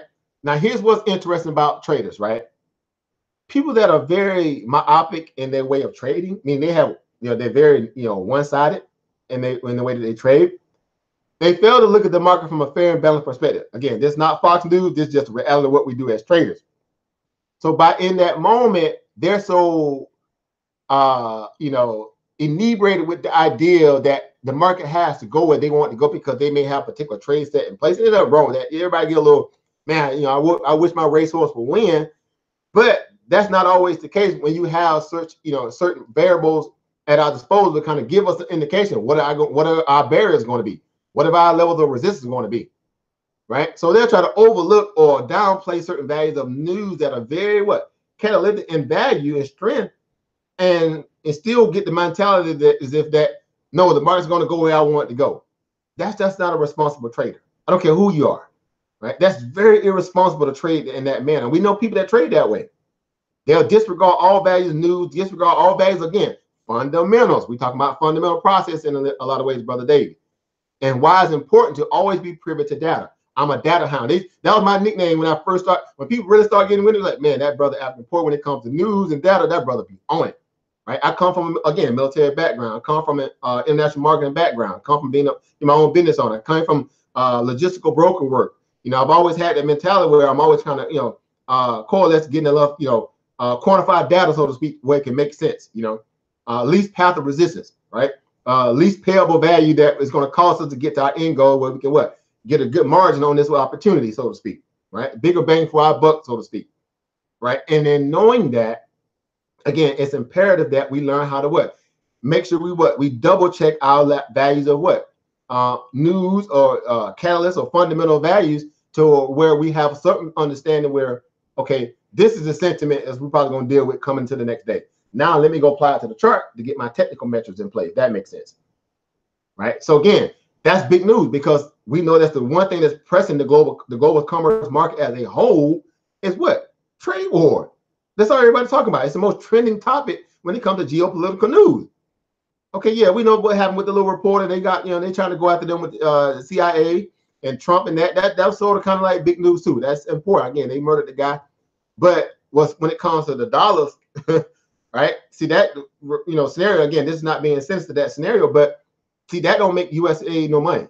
That doesn't make China no money. That doesn't make Europe no money, right? And again, we know that this is a very cruel industry. Let's not get it twisted. The trading the stock market is cruel. There's stocks out there that support certain people, different political stuff. Y'all get it. We ain't got to go through all that. But ultimately, what I'm saying is you have to realize that, again, you have to be on top of your A game when it comes to understanding how to break down and unpack data when it comes to fundamentals. Because this is the one thesis or premise value that we know in terms of investor sentiment, if it's affecting me mentally, what it may do to the market, is chances are it's going to be affecting another trader, right? Or that other trader is going to be thinking about it, especially if they got a position already, swung into the potential next trading day, if that makes sense.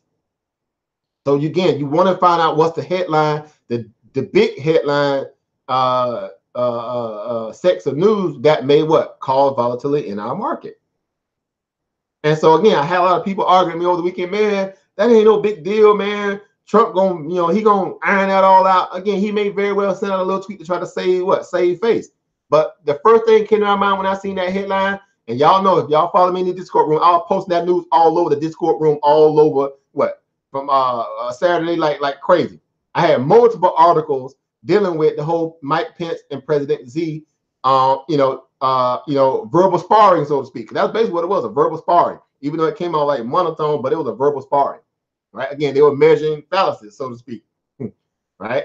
So first thing came to my mind, market gonna sell off come Monday. Here's how I know, because again, you go back and look at the SPY already shows some level of weakness, out of the trading day from Friday. Again, the market's still in a flux of weakness. It's still in a correction mode, and other ways people don't want to give it credit for it. Even though it closed, and let you know I know I'm talking about, because I know y'all know this too. Let's look at the chart real quick here. Just real quick here, right? Again, let's take it to the litmus test. You open up your mic too, brother, in line if you need to, jump in and ask questions, or you guys got questions in the back chat, go ahead and post or whatever too. But let me go to the chart real quick and see exactly what I'm talking about here. Because again, numbers don't lie, as they say, right? Women lie, men lie, but numbers don't. And that's what I love about being a trading investor, because we got numbers, even though we know the market is manipulated like crazy, and it ain't stupid. But guess what happened going into the close Friday? What do y'all see right there? Some selling. Look at that sell side activity in the market there. Look at that. Look at that. Now, V-shaped reverse, obviously coming off the 14, going into the 15, going into the 16, right? And you got some, the market opened up a nice little gap down top. It picked up steam. People got excited about a little news that was coming out through the market. People were, a little dovish about the whole idea that, Powell was speaking like, hey, we're gonna try to work what we can and work with you guys. And I know y'all expecting some other, tax rate hikes and this, that, and the third. So the market kind of rallied on that news that, hey, he might be trying to start to listen to some of the Wall Street analysts now. People like Jim Cramer was fighting and fussing like he normally do, spitting all over the world. Everybody in the market rally. But also what's very keen here is not about how you start, but it's also how you finish in terms of market, sentiment, right? And we use the SPY as a litmus test because a lot of people trade the SPY. So the market closed with a lot of sell side activity. Look at the volume bar of sell side activity going to the weekend. And that's because people are taking a little property going to the weekend early. People going to start traveling early. It's a holiday weekend. But if everybody's screaming that they want market reversal, it's time for the bottom is in. It's time to go bullish. And I was calling 265 in the SPY early in the week. And some of you guys know me, know I was calling that. So you can't call. People can't. They can always go back and look at my stuff. I don't want. That's always posting numbers and stuff. So I can't. I'm like, hey, this is my method. This is my observation.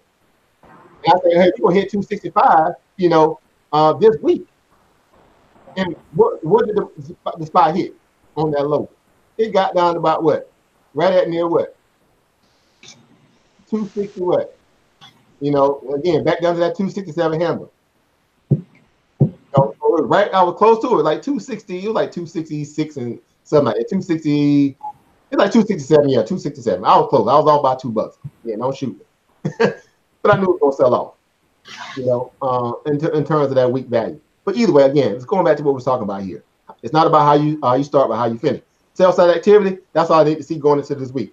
And I knew right then and there, a lot of stocks were getting beat up, a lot of sectors were getting beat up. Retail sector getting pummeled.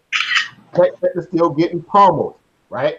A lot of big major movers that moved this market was obviously causing a lot of turbulence in the overall market. High flies, Apple, even though Apple got a nice little upgrade to help it out a little bit, it still ain't really, it's still some weakness in Apple, right? We know what happened with NVIDIA. I don't know if any guys traded NVIDIA into earnings or even after earnings, but that I shorted NVIDIA in the earnings. Yeah. Everybody around me was crazy bullish in the NVIDIA.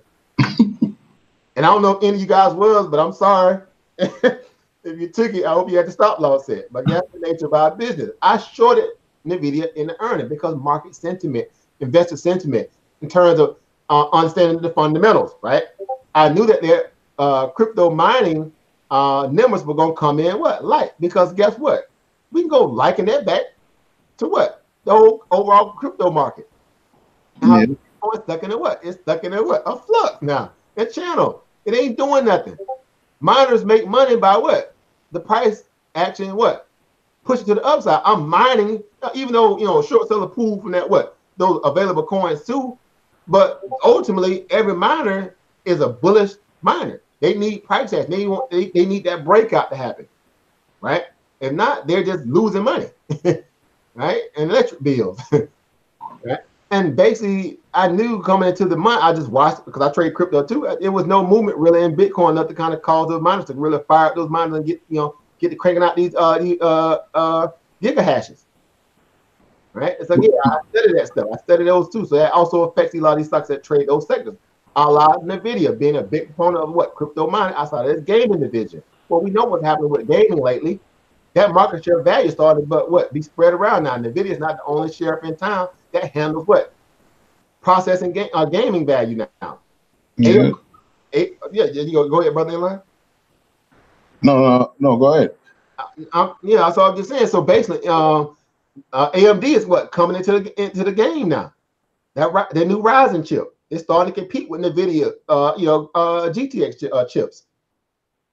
So they start to get that money around a little bit again, and let's not even go to the assets that trade in the gaming division as a whole. The EA Sports, right? The Activision, the Take-Two, right? When we saw what happened to EA Sports, they did not wet the bed. The Activision wet the bed on earnings. Majorly. So what happened in that moment, we know that their biggest flagship game that Activision carries is what? If I had to ask y'all outright, what is their biggest flagship game that they carry, or pipeline game that they have at Activision? Was it that Red Dead Redemption or no?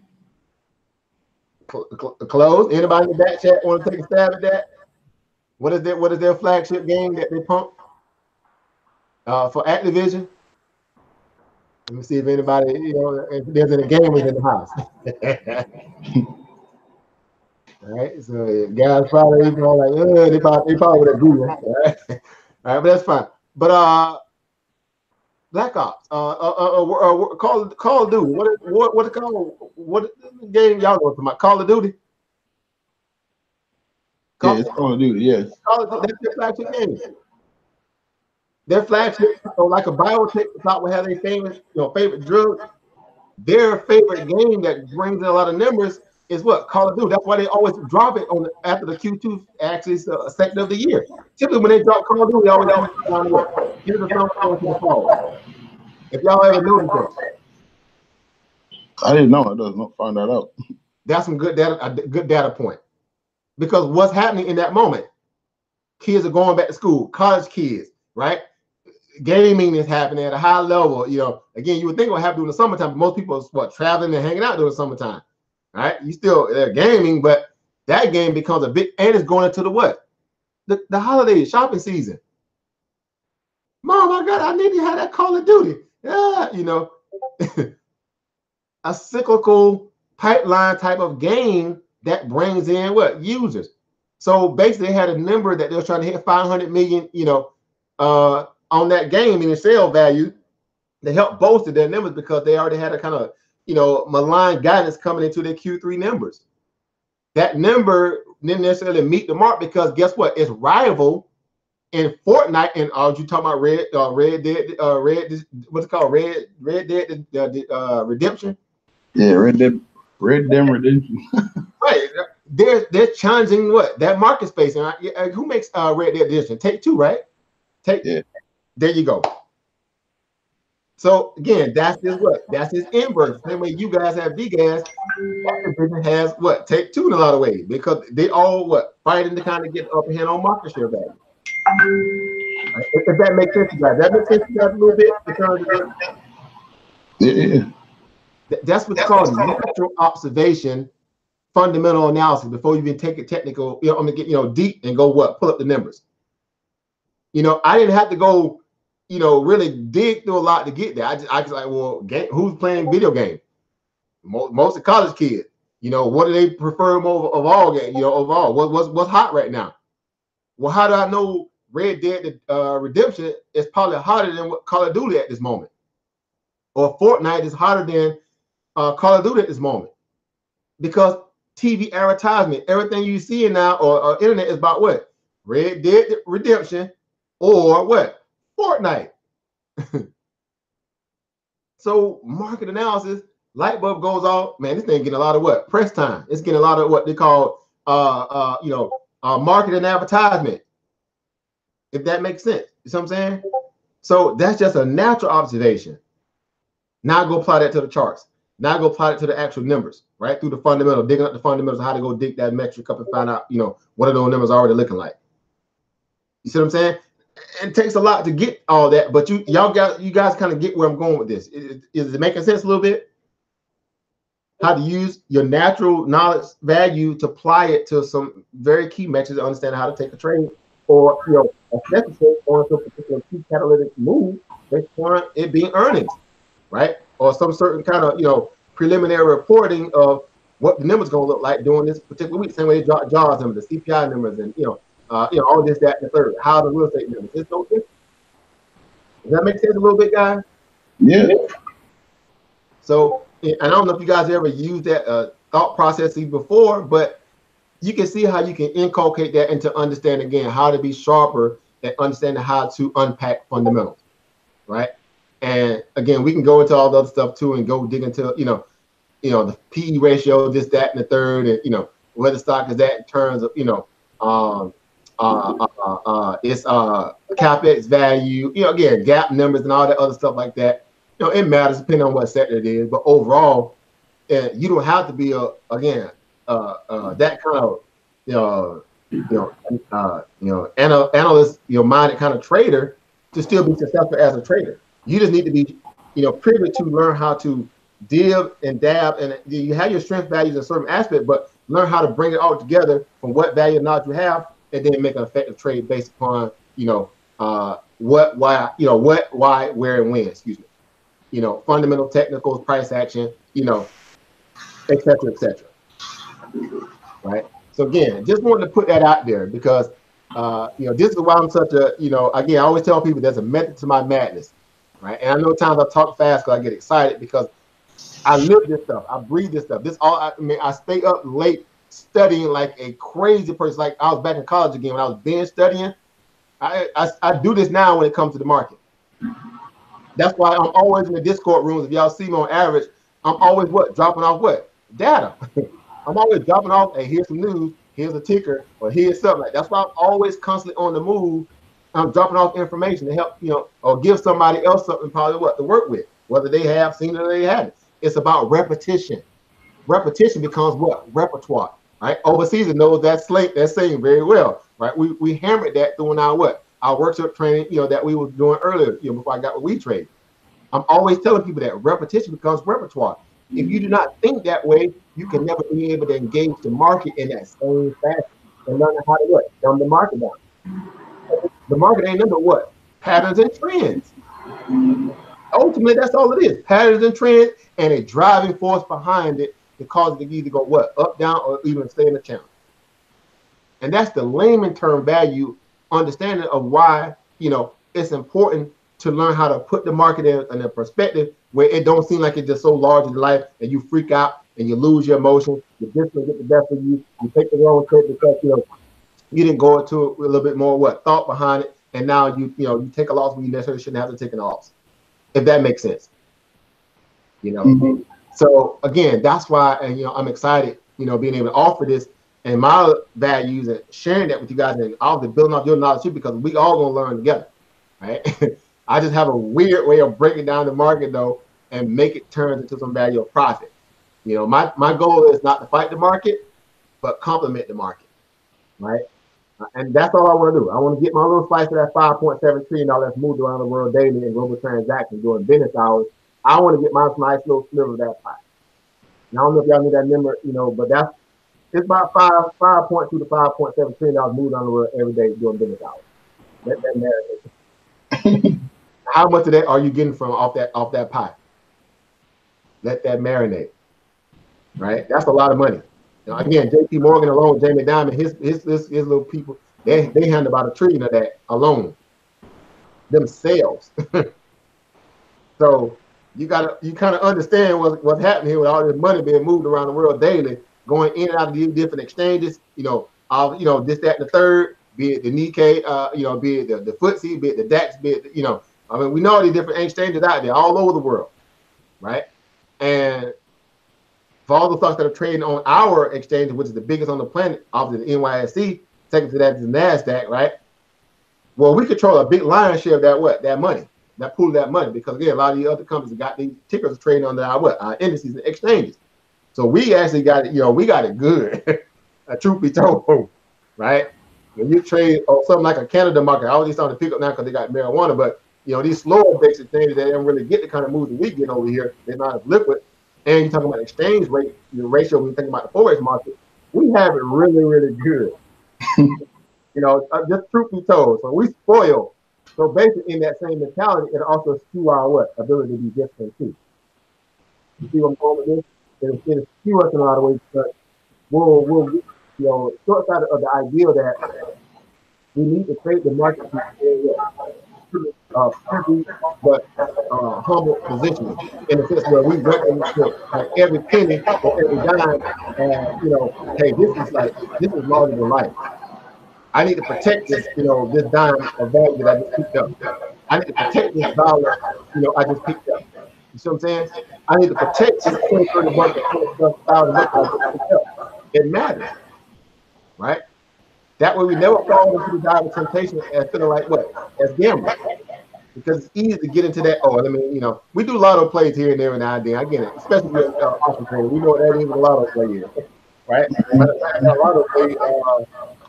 I had one lotto play last week. Oh, you said you got some feedback? Oh, can you hear me clear? Can you hear me clear now, Brother Davey? Can you hear me clear? I'm sorry. Let me know. I want to make sure I'm coming off clear.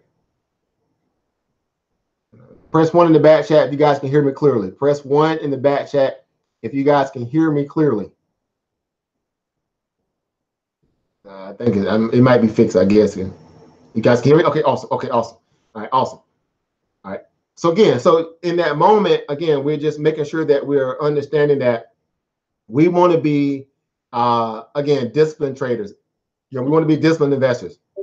We want to make our money count for something, and we want to make sure we're not just, putting our money out there to chance without some, key understanding of why we want to take that asset, why we're trading that asset, this, that, and the third. That makes sense, right? It just matters. It does. Again, we'll get there in our own respective time because you're still building on you too, right? You're building on yourself personally, right? You're learning how to, again, get your emotions in check, get your mind wrapped around and engaged in this industry in a way where you realize that you're going to be like so super successful in this, to the point where you don't want to short yourself from being the best you could be at it. Basically, you don't want to cut corners. Basically, what I'm saying, you don't want to cut corners. You want to be thorough in your analysis and your processes, to the point where, again, if you take a loss, you can take that loss with pride. I took one on the chin day. The stock reversed on me. It happens. They dropped news on the spur of the moment. At least I have my stop loss set, right?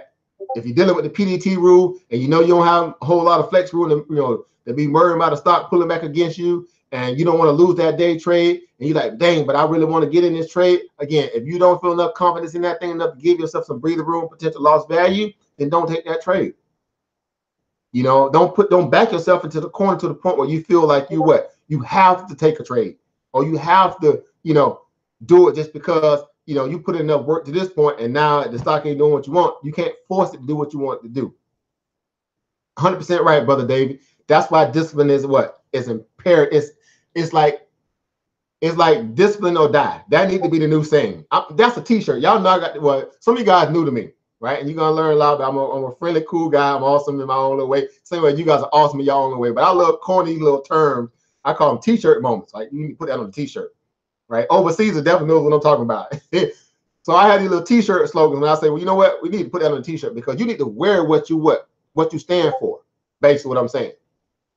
Right? Again, I got the WeTrade T-shirt on today. Again, I'm with the family now. Right? So I'm brandishing that moment. So I would say, you know, wear what you stand for. Become the author or the you know, the advertiser of your life. Go make your own T-shirt. Back yourself up by the value of the things that you wear. People know who you are without you having to open your mouth. Discipline or die. Discipline or die. Hashtag discipline or die. 1,000%. You know, imagine going around people that are serious and they see that like, yeah, that person right there, who that male, that female, they must be serious about. Hey, that's serious. That's real talk. Discipline or die. Because a lot of the things that we do, again, are garnered around us being able to be what, you know, more consistent, right, at being able to kind of what, stay above the status quo or the standard, so to speak. And how do you become consistent at being able to do that? You have to be what? Disciplined, right? You have to be disciplined to be a profitable trader. There's no way you can ever become profitable or successful without having a value of what? Discipline. And I know it sounds very cliche and kind of rudimentary and value, but you have to be reticent to that mentality. You have to understand that that's imperative. You have to be disciplined. And a lot of people we know that trade this market day over day, especially if they consider themselves day traders, or this like a primary source of income for them, you know, they realize you got to be disciplined. If not, you're going to be spinning your wheels and burning through and blowing through capital. Unwarranted, I mean, just very unnecessary values of capital. You know, so again, that's why I'm a big proponent of psychology, right? And it's important. So again, real quick before I get off topic, right? You can open your mic back up if you want to in line. Again, if you want to come onto the panel too as well, Brother Davey, the link is in the description box, guys. I do have the hangout link in the description box. I know I'm overseas. He's babysitting now. So he's listening there. But if you do want to come onto the panel, Brother Davey, definitely by all means, come onto the panel. Let's interact, guys. Again, I like to make my training sessions as like very hands-on as possible. Let's think tank together. It's a workshop, right? Workshop's the title. Right? So again, anything you want to add about the inline to what we just said and just went over? Yeah, that's like I'm under the PDT. I use trading it on the side too as well, or my other brokers to get around that. But that's why I switched to mostly the fundamentals, because sometimes if you get it right, you'll get that stock that trends in that one direction the whole day, and that'll take away some of the emotions of taking that trade. So that's what I'm trying to expand on the knowledge. You said that you hit the nail on the head, you know, on the head. Understanding the value of even a good trend, right? Everybody wants to call it trend trading. Okay, but also how to stop the word trend. Mobile is imperative too, because again, sometimes we may not be privy to such a big APR. Have a trading rate or daily APR and nothing else, right? We're trading, you know, intraday. Yeah. So the same way I put that part, we split that difference, right? In that bottom side support. Yeah. That thing in the middle, we get plus minus ratio what? To the top side, plus minus ratio to the what? The downside. That's naturally understanding how you can quantify the value of money you can make it out the market, depending on how much money you're going to put into a particular asset at its price point to what? To reach your goal just by trading discipline under that what? That parameter. Yeah. So you don't have to fight the market in that moment, because you've been able to say, well, okay, hey, look, I slowed the market down to this $20 range. Now they have to prove to me that they want to what, either go higher than that or what, lower than that. But in that moment, I at least have this level of money pool that I get to what, scalp and eat off of if I learn how to what, trade it respectively to what, you know, what I'm seeing the movement value presented to me. That makes sense. And now again, you have a whole new focus, a focal point of discipline that helps you being able to kind of what, make sure you what, don't lose that you know, that traction in that channel, because you're not going to make it over an emotional move, because you know exactly what you're dealing with. You know, my medium line is here, my plus minus is here, and my plus is up here, right? That's discipline. It's hard for a lot of people to do that in real time because you're excited, you're ready to trade, stocks moving, like having, but you got to take your time enough to kind of what, let the market open up and present itself to you first. That's why I do my what, 9:50, 10 o'clock pullback. Let me see the profit break that's gonna happen at 950. Let me see the reversal that's gonna happen starts to pull back. Even if they still got a trend that they're gonna potentially probably sell off, unless there's some very damning type news that's gonna cause that stock to what? Plummet out of the PCG, opposite a la PCG, right? Or it's gonna what? Take out because sometimes FDA news or clearance or this, that, and the third, or mergers, whatever, whatever happens. So we understand that again, we still need to kind of see some confirmation first before we go into that trade. And that being through the volume, that being through whatever particular indicator you use, oscillator that you may use, etc., etc. Right? But what we're going to learn how to do is learn how to what?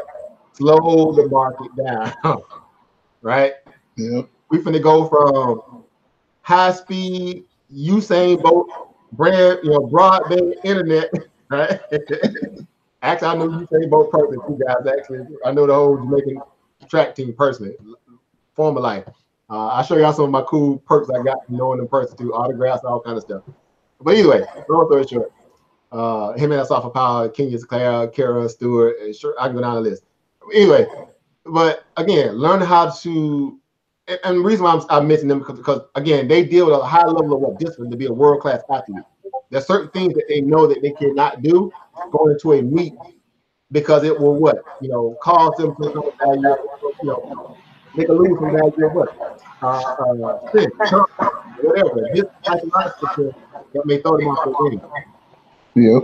It's no different in this market. No different. So being prepared based on what I'm saying is better than being, unprepared.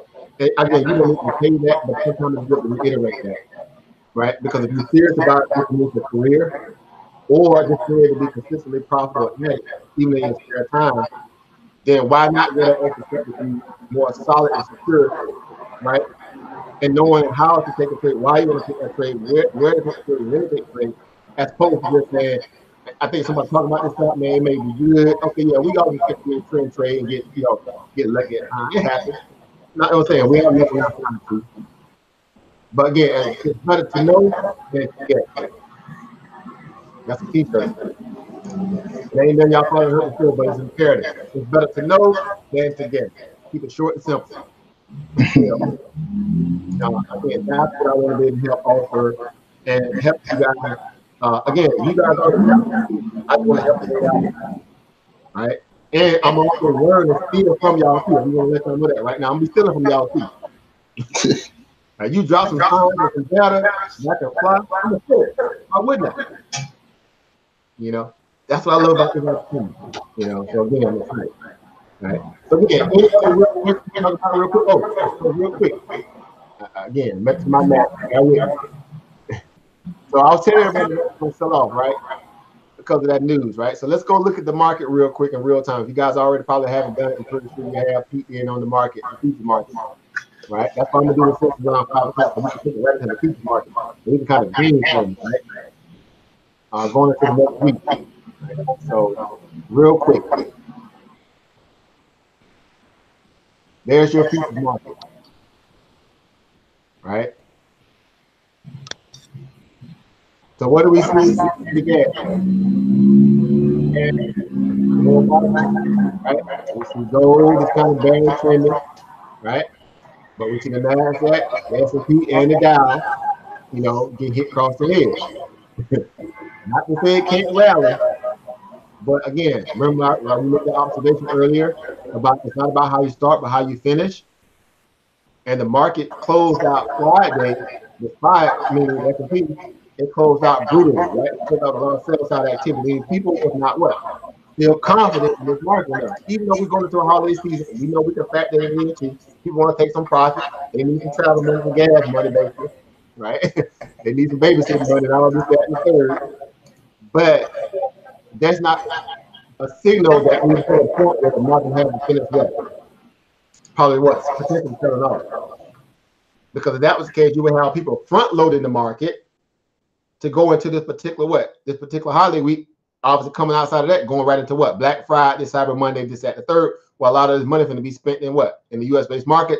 The same way the Asian market has had their Singles Day, and BABA and stocks like JD you know, ran rapid, picking up all kinds of record-breaking numbers a month, amounts of billions of dollars, right? And still got beat up in the U.S.-based market because, again, right now we know and we understand this to be true, that the Asian market is getting punished purposely by American-based hedge funders and, you know, regular day traders as a whole because of this whole trade war and tariff. Because, again, they poison the water, and people are saying, again, I'm pro-USA, anything China, Asia, I'm a short it. Even though they scalp it and they'll do it under the table, they don't want to be in front of their people saying, I'm pro-China because it looks like they're un-American. This is the psychological and political stuff about the market that I hate.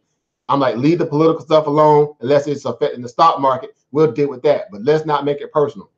Let's understand the price action. Let's understand the chart setup. Let's understand the fundamentals, and let's go trade the assets. We're here to get the bag. We're not here to worry about what they said, even though it matters. But I don't want to get in the fit that if I'm pro it and you anti it, that does not cause dissension between the both of us, and it should not. Because again, that thought process does not feed our families.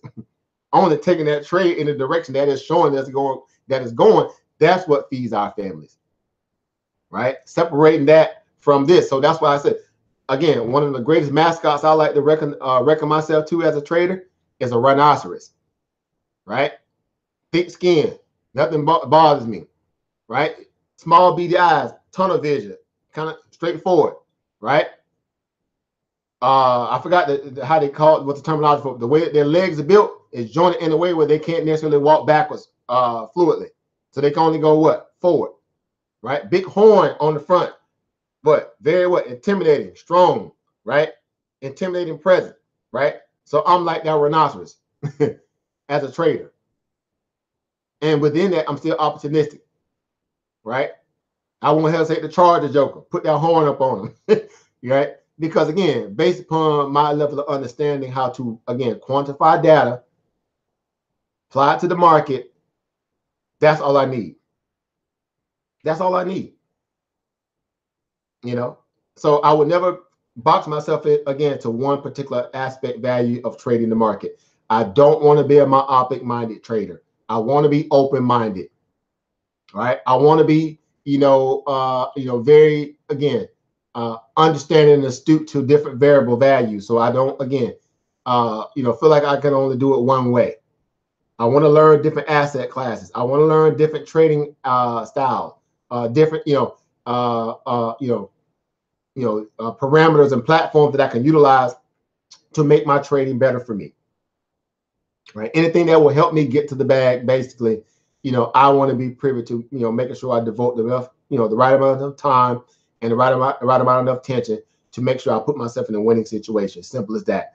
And if the people that you're trading around don't necessarily move and think under that auspice, then that's going to be a very turbulent group of traders. Simple as that. So again, I want to surround myself with people who are very thorough and want to be thorough, not just hit or miss. And again, we still learning, but you want to be thorough at this. Again, I have people that came in this game a year and a half, then 2 years, and they already at millionaire status. Personally, I know them personally. That's so much motivation to me. It's like, oh man, and I've had my moments of success just like everybody else too. I'm not at millionaire status, not yet. I'm dang so for the ramp it up and I will hit millionaire. I will be a millionaire at this, no doubt.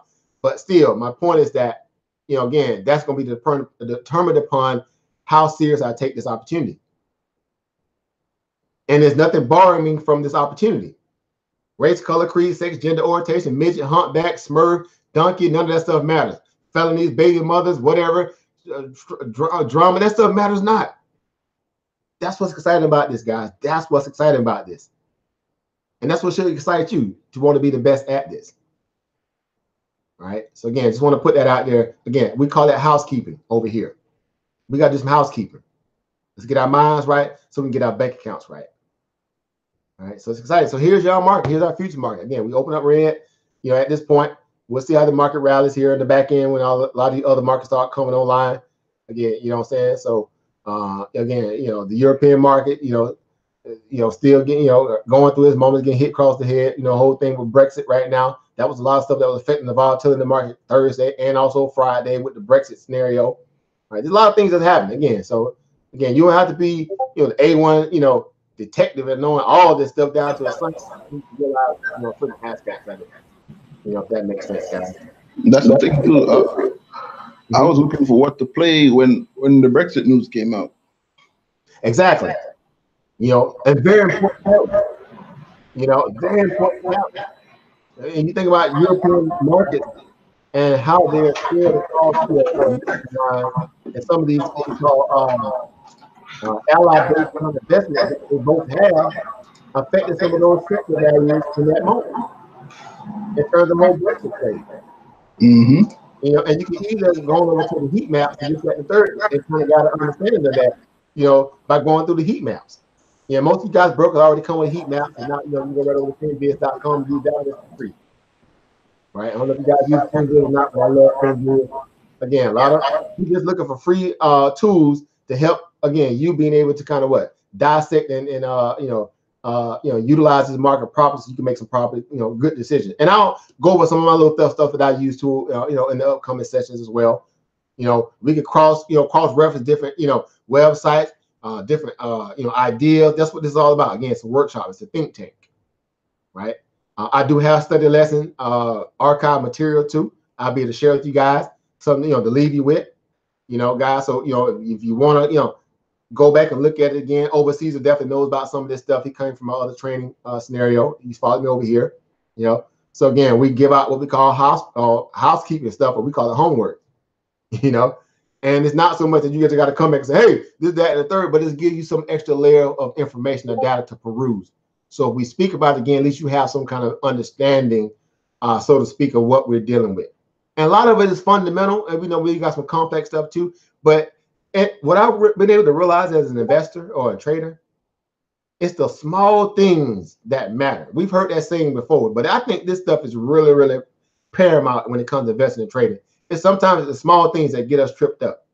We'll lose that kind of niche value that got us to where we are today. And we'll forget that sometimes we got to go back and revisit that.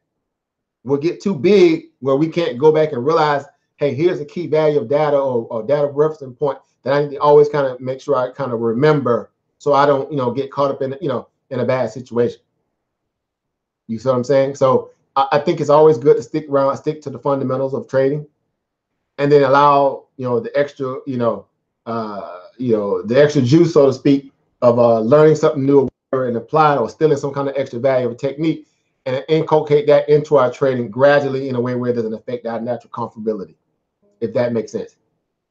All right. So again, I just want to share that from that perspective, because I think it's imperative again that we know these things. We realize it so we don't get ahead of ourselves and we stay within our comfort level.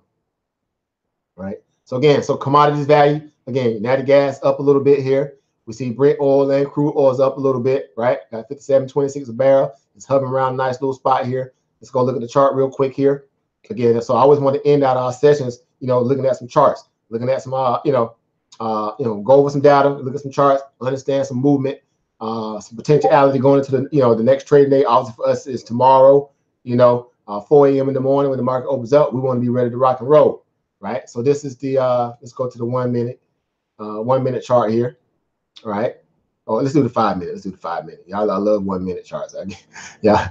All right. So again, market opens up here, right? And here we go. We up and running here. So oil is already kind of gapping up a little bit here. Or it's running up a little bit. I'm gonna say it's gapping up, but it's running up a little bit here. All right. Hit some key levels of resistance already. Seems like up here around this 57.34, 57.30, 35 range, somewhere around there, 57.37 range there. Right, and it's pulling back already, right? So we'll see if it can sustain itself, going throughout the rest of this, this futures market up until 4 a.m. before some of the retail traders start coming in, even though some people are already trading the future market here. But either way, oil market as a whole is still kind of caught in the quandary here, because you look at the chart here, going back, the previous trading day, the 16th, right? You had that, big push down. You had that kind of, ramping up a little bit throughout the day to start with just all over the place. I mean, the ETF value of it is all over the place, right? But it kept it stayed within a little channel here when it kind of hit a level of equilibrium, and then it kind of pulled back below it, got back above a little bit, and then kind of tightened down this channel a little bit here, going into the close of the market, Friday, as you see here, and then it kind of opened up going into the future market today, and you got like a nice little ramp up here. We'll see if it's going to hold, though. We'll see if it's going to hold. But as of now, that's what the oil market's looking like, right? So same way with natty gas, right? We know natty gas is all over the place because it didn't, broke the bank recently. Literally, it broke the bank for a lot of traders. But natty gas is right now, in its cool off period, right? So obviously it don't ramp up until a little later, but again, it's in that cool down period still. So we're gonna watch this, going into the session value with this as well, and see if there's any level of bouncing gonna happen. Because right now it's just trading very tight. It's in a very tight little scenario here. All right. So let me see if I can just do it that way. All right. So that way you can see it better with the 5-minute chart. So again, you got like a little gap up, right? And it's just trending kind of trending like almost like a little flag pattern here, right? But what I see right here, looking at this gap up here, right? You had that high 473, right? Then I see a higher low. Excuse me, a lower high. Excuse me, and then I see another lower high. So if that's any indication what natty gas may be doing, retail traders hit it, we may have another tight channel to a downtrending natty gas type of day. Even though you got a little gap up here, it may gap up, but if it don't hold and get some action here, that thing may come back down and test this 450 to 440 handle. But again, that's still speculative. It's still early. It's only 7 o'clock. So we have to get a market time to open up and breathe, give it a chance to dust itself off, and we'll see what comes from that. Right? We'll see what comes from that. But that's just basically where we're at in terms of the, some of these commodities here. Again, we see what gold is doing. And, gold finally kind of broke out of that basic $1,200 level, picked up $223 of late. I was telling people, again, gold over time, it's going to have its moment again to shine. I was looking at gold around about 1,000. Now it's up to 1,200, So again, gold is starting to kind of, show itself, especially with crypto starting to sputter a little bit. Not that crypto not going to break out at some point, but we still know that the crypto market is still very volatile, especially after losing that 6,000 or that $6,200 support level, which was very big for crypto. That $6,200 level went, it was lights out, and that's why it dropped so fierce when it broke that, because it had a lot of people sitting at support on Bitcoin at that $6,200 handle. It was just imperative, that at some point, it was going prove itself to be, tested. It was going to test it, basically. They had to test it, and man, did they ever? Did they ever? And that thing broke, and it got to that $6,200 level, right? So what did it do when it got to that $6,200 level? It had a major level of of resistance to the downside. It stopped and buckled a little bit right at that 6230 level. And like it's going to kind of try to rebound, but it couldn't hold. And after that, it was lights out. That's why that candle is so big. I wish I could blow it out. I could pull up on the chart, but that's why that candle is so big, that bearish engulfing candle is so big at the $6,200 handle, because that was a major level support for Bitcoin. So it dropped in one big bearish candle from 6230, right? 6230, 6247 at the top of that candle, all the way down to a low of $6,000. Right? Oh, excuse me, I'm at 5,900. Excuse me, 5,900. So that was a lot of money made in that 1 5-minute candle alone for any kind of bearish trader, because that was a major level support for that asset. And after that, it just bled. Retraced a little bit, RSI cool off, bled some more, got down to that 5,400 handle, retraced back up near the little key level, probably VWAP at that point, and just trending right now sideways. Right, so very, very crazy asset in itself. But again, we know that also has a correlation to what the market is doing, the inverse of that, how gold is running. Sometimes crypto is running. When the SPY is running, sometimes crypto is kind of just stuck, going nowhere fast. So it has its moments of correlation, and it also has its moments of divergence, so that, again, that's just a part of the market. So we make sure we watch all those things as well. It's important, right? It's important. Right. right, so again, the biggest thing here is just kind of watching the market here, seeing if it's going to kind of rally at some point and turn green. Again, watching the Nikkei market, the Asian market. The Nikkei market is kind of slightly green at this point. It's still a little bullish. And that could be just because, again, they had some nice little, numbers that came out with the past with Tencent. One of the biggest major players over there had this earning. Baba had some nice, numbers and this, that, and the third. Again, this whole ideal of people trying to unpack the whole news with President Xi and the Mike Pence news, how that's going to turn out in terms of the Asian market. They feeling optimistic regardless of what it kind of sounded, but we'll see. That's what, being, a fundamental trade is all about as well. All right. So again, so that's just some key things to think about, going into tomorrow. All right. So, and again, real quick, and we'll get ready to get off here, guys. Let me go look at the real quick here, guys. Let's go look at the earnings for this week, and then we'll get ready to get off here, guys, in a minute. Are you guys pretty good so far? I haven't said 2 hours. You guys pretty good so far? Yeah, probably only like anything you use major for news or no? Yeah, so I'm gonna go over that a little bit too, real quick. Oh. So real quick here, let's go look at earnings real quick. I don't know if you guys play in the earnings, but y'all know they call me an earnings killer. They call me that. That's the nickname they gave me. But I learned earnings too. So again, major factors even with that being important. Excuse me. Going into next week as well, we do have a few for Monday when the market opens up. Pre-market, again, I was talking about JD earlier. We have JD, and a few Asian stocks basically. And these are not all of them, but these are just some of the most notable ones. You go to earningwhisper.com, look up there. You can go to market committee, you go to NASDAQ. It's not hard to go find out who got earnings, who don't have earnings, right? So JD going to be a real big one. That's going to be the big one that everybody watching tomorrow AM when it opens up and drops its numbers. They're saying right here they're going to drop their earnings numbers at 6 a.m. in the morning, AM Eastern. And that's going to be a big, heavily watched asset, right? JT, not so bad. I've traded it before. But again, we want to watch. Again, you're looking at some of these surprise values of the earning whisper. I don't know if you guys use this chart or not, or this site or not, to kind of ID some of your earning plays if you trade them. But I utilize as well, among other things too. And you get a chance to get a chance to see what the analysts are expecting stocks to do. Earnings per share, revenue values for some of them. Not you can go to other sites and figure that out. But JD obviously had their earnings coming up.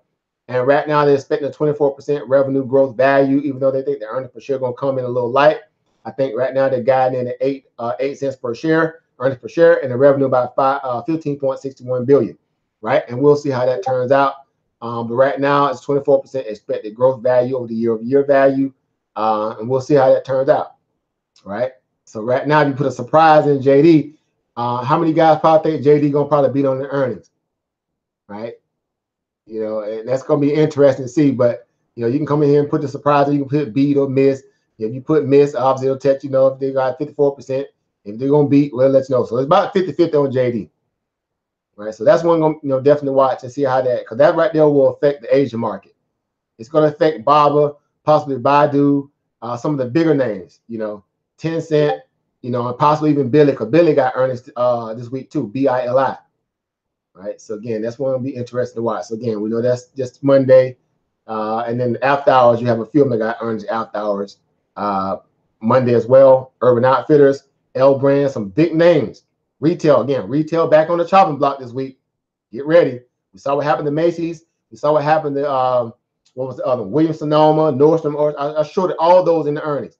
No, I didn't show it Macy's. I showed it Nordstrom's in the earnings. Y'all saw what that did.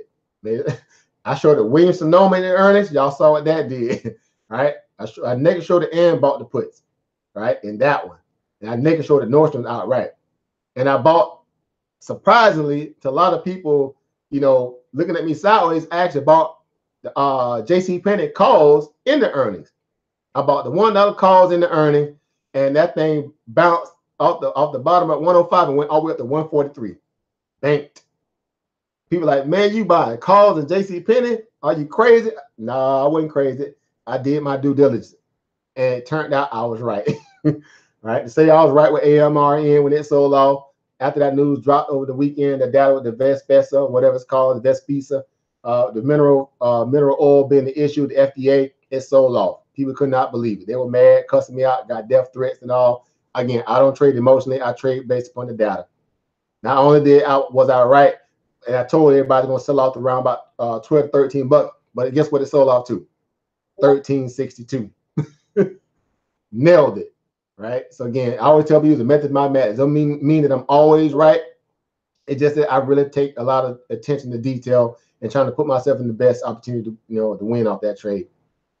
Right. So again, Urban Outfitters, big one, big mover this week. L Brands, Victoria's Secret, they own Victoria's Secret. Y'all know the whole issue with that.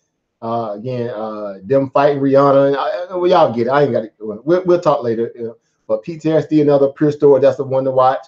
Agilent, excuse me, technology, that's one to watch. GWH Holding, that's going to be one to watch. Jack in the Box, man, this is, again, money. All this right here is money, potential money. And if you trade options, you can mitigate your risk better and get in some of these plays either after earnings or even before you front load it and take advantage of some of these big volatility moves, right? As long as you got a price that expect to move right to the open interest and the implied volatility, some of these can be nice little home run trades. And pick up your nice little bag like I did last week on getting some of the earning plays through the options market. All right, so that's just that with that, guys. So, all right. So that's it. So real quick, any last question, guys, before we get out of here? I know we're gonna talk about a little bit. Want to make sure I cover, a good little portion of news and a good little portion of information. I'm gonna be prepared. Oh, that's it. Say again. You say again. I didn't hear what you said. I'm sorry. Any questions? Any guys? Guys, got any questions or? Anybody else? Any questions overseas? Brother Dave, I don't know if you're still in or not, family. Any questions? Brother Inline is there. Any questions there? No, I'm good for now. Should give everybody a little time to respond here. All right. So again, I'm going to look at see if any kind of potential news. Yeah, I use Lord, I use Mark, I use Virginia. I'll share some of those as we go too. Again, definitely got it's a good way to go into the market. Very nice. Not hearing you so clearly. Say again? Yeah, I wasn't hearing you so clearly.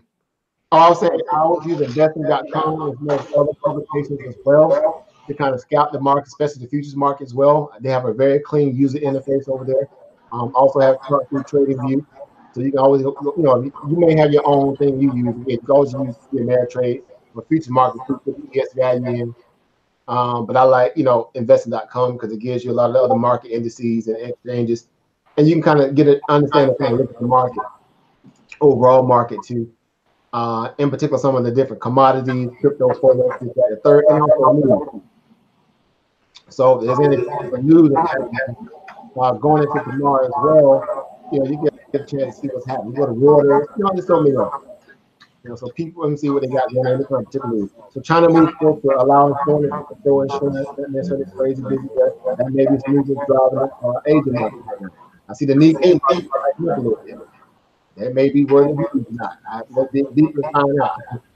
Right? So let's see if the UK has a week of Brexit negotiations ahead. Prime Minister May will speak obviously about her scenario. Former New York Mayor Bloomberg John Hopkins, 1.8 billion for what? For financial aid. Okay, so they're trying to save John Hopkins Hospital.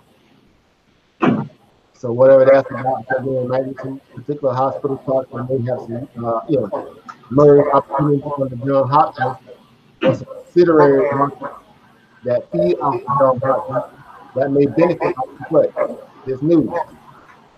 Right, $1.8 million, 1.8 billion. That ain't no cheap thing. For student financial aid, student financial aid. This is going back to his alma mater to help future students at John Hopkins. Right, some of you guys know John Hopkins in Maryland. I used to know that area. I know the hospital very well. That's one of the watches tied to that. I don't know how he's not his own place.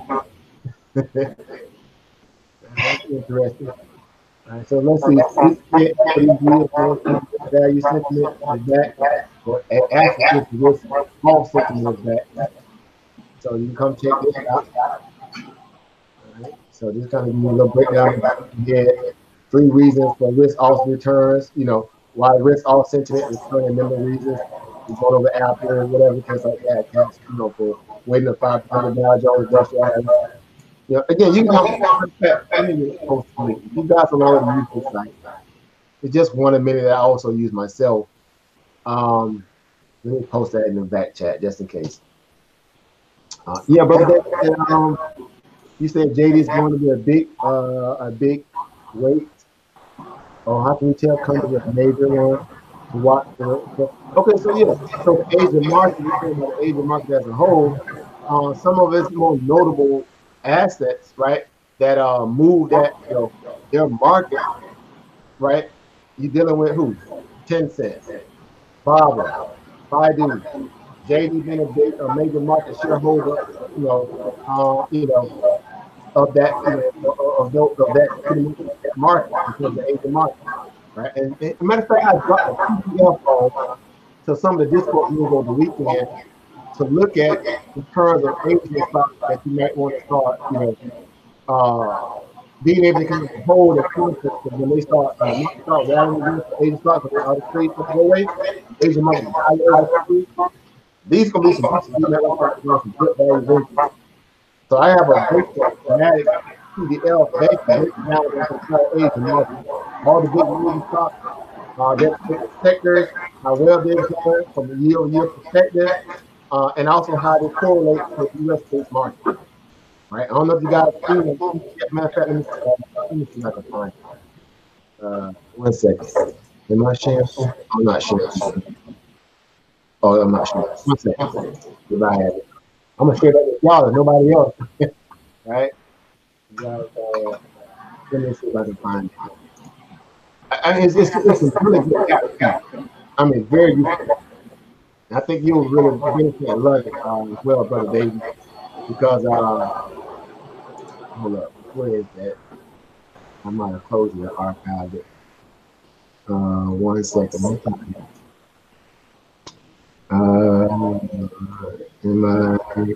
That's my yeah.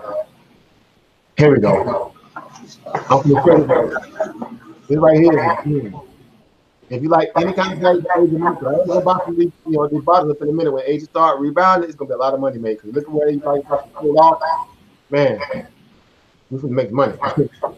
Maybe some leaks type options too, and some of them, because some of them are going to rebound. Let me go post this in the back chat. I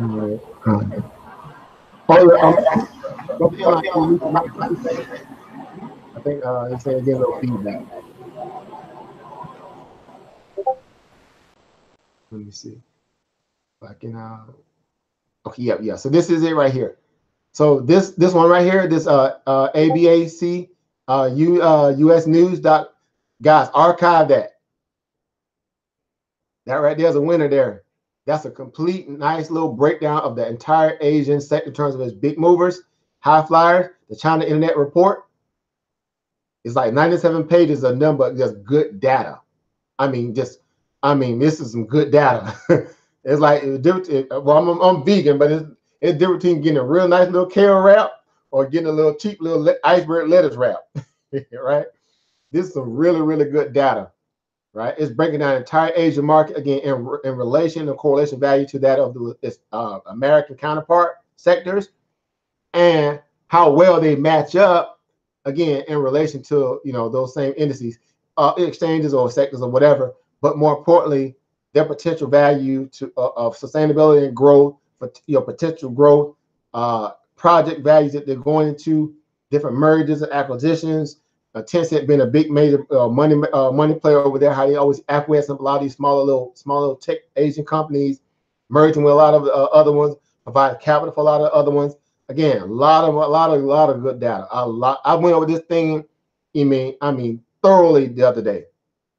I spent literally the entire day going through this data, you know, going through this sheet right here and, you know, unpacking some of it, you know, making sense of it, replying, you know, again, relating it back to the market as a whole, in terms of how the Asian market dealing with the trade war and tariffs.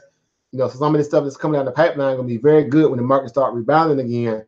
You know, some of these stocks are going to take off, and you know, it's going to be great, you know, because we get some nice discount buys. And some people are already nibbling in, you know, a little bit at a time, dollar cost averaging in. Some of the Asian stocks that they really like, even though they're still being pained, because we don't necessarily know where the bottom's at quite yet. But ultimately, you know, again, you know, it's like anything, you know, you got to be willing to understand the risk. You know, throw you some some lines up on the market. You know, play that, you know, plus minus ratio, so that way you don't get caught buying at the extreme high, you know, on emotional buy, so you can get the best bang for your buck. Again, so but this sheet right here is, this PDF is powerful. It is powerful. You know, so again, give me a snapshot from 2017. You know, again, y'all ready to go through it. Y'all see what I'm saying? Breaking down, you know, the internet usage values, data value that they have, metrics that they have, you know, active user values for some of their platform MAUs, basically. Monthly active use, yeah, y'all get it. You know, y'all know how to break all this stuff down. Now we'll you know, we'll unpack some of that too. You know, again, I love this kind of stuff like this here. You know, reminds me of some old, you know, key metric military stuff and just marketing as a whole. Again, because you're looking at the data, you're trying to, you know, it's comparative study, you know, to where the market is, you know, spending money on, what it's not spending money on, what sector's hot right now, what sector's not, who's the biggest players in that field, right? How they split that market share value. Is it a $13 billion industry? Is it a $10 billion industry? Who controls the market line share of that value, that money? Who's innovating to kind of what, be a disruptor in that market space, right? So they're coming on strong as a fledgling little IPO company or startup, and they finna what, come in and disrupt that market and get some of that market share too. So you come in at the bottom. I mean, all that stuff matters. All that stuff matters. You know, again, so again, we know that, you know, if we utilize this information properly, it can definitely help us become more what, profitable in the back end. You know, so again, that's interesting. You know, so good little sheet. You know, I hope you guys utilize it, archive it, share it with your buddies, and you know, from there we'll, you know, have another little what, added value or study guide to help us make sense of the whole China market or the whole Asian market. All right, so that's powerful. All right, so again, so is there any other question, guys, so we get ready to sign off the first session? All right, so again, we'll do like a little record, I guess a recon, recourse of action, what we've done for today. Again, we kind of talked about, and I ain't really a chance to really go into that, but I'm gonna send you guys the link to the one PDF I had set up to kind of go over as well in terms of psychology, in terms of being able to kind of apply a mental aspect of barrier to our level of trading to help us be better. So I'll send it to you personally. I'm gonna put it in our room, so you always go into our room in terms of, you know, our, you know, WeTradeHQ mentoring room. And these PDFs that I have, these are PDFs that I've been able to archive myself. I diagram them down to certain pages, like for homework values, and I use them as ways to kind of, you know, help explain data, teach under this, that, and the third. Again, Open Season, he knows about some of them as well. I have so many of them. I have a mountain of archive data that I pulled from PDF books, videos, this, that, and the third. I'm sure you guys got your own as well. So again, you know, just other ways to, you know, have good little vantage points to, you know, again, being able to kind of, you know, pull some good resource information from, right? Some good information to kind of what, you know, get our minds right in moments where we just kind of necessarily making some bad decisions. Right, definitely post this up here. Yeah, I think I gotta go. Yeah, I have to go post it in the batch in the actual Discord room, because I don't have the HTTP link value to send it in the YouTube batch chat. So I just posted in the room. One of them is called like the first steps to getting started, and basically it's like a little precursor to what you guys already know. But again, we're doing some reconditioning, psychological breakdown, psychoanalysis kind of, you know, breakdowns of trying to make sure we stay again reticent to some very core principles, right? If you want to be a good fundamental trader, you have to learn how to, again, be disciplined in terms of how to research data, methodology, right?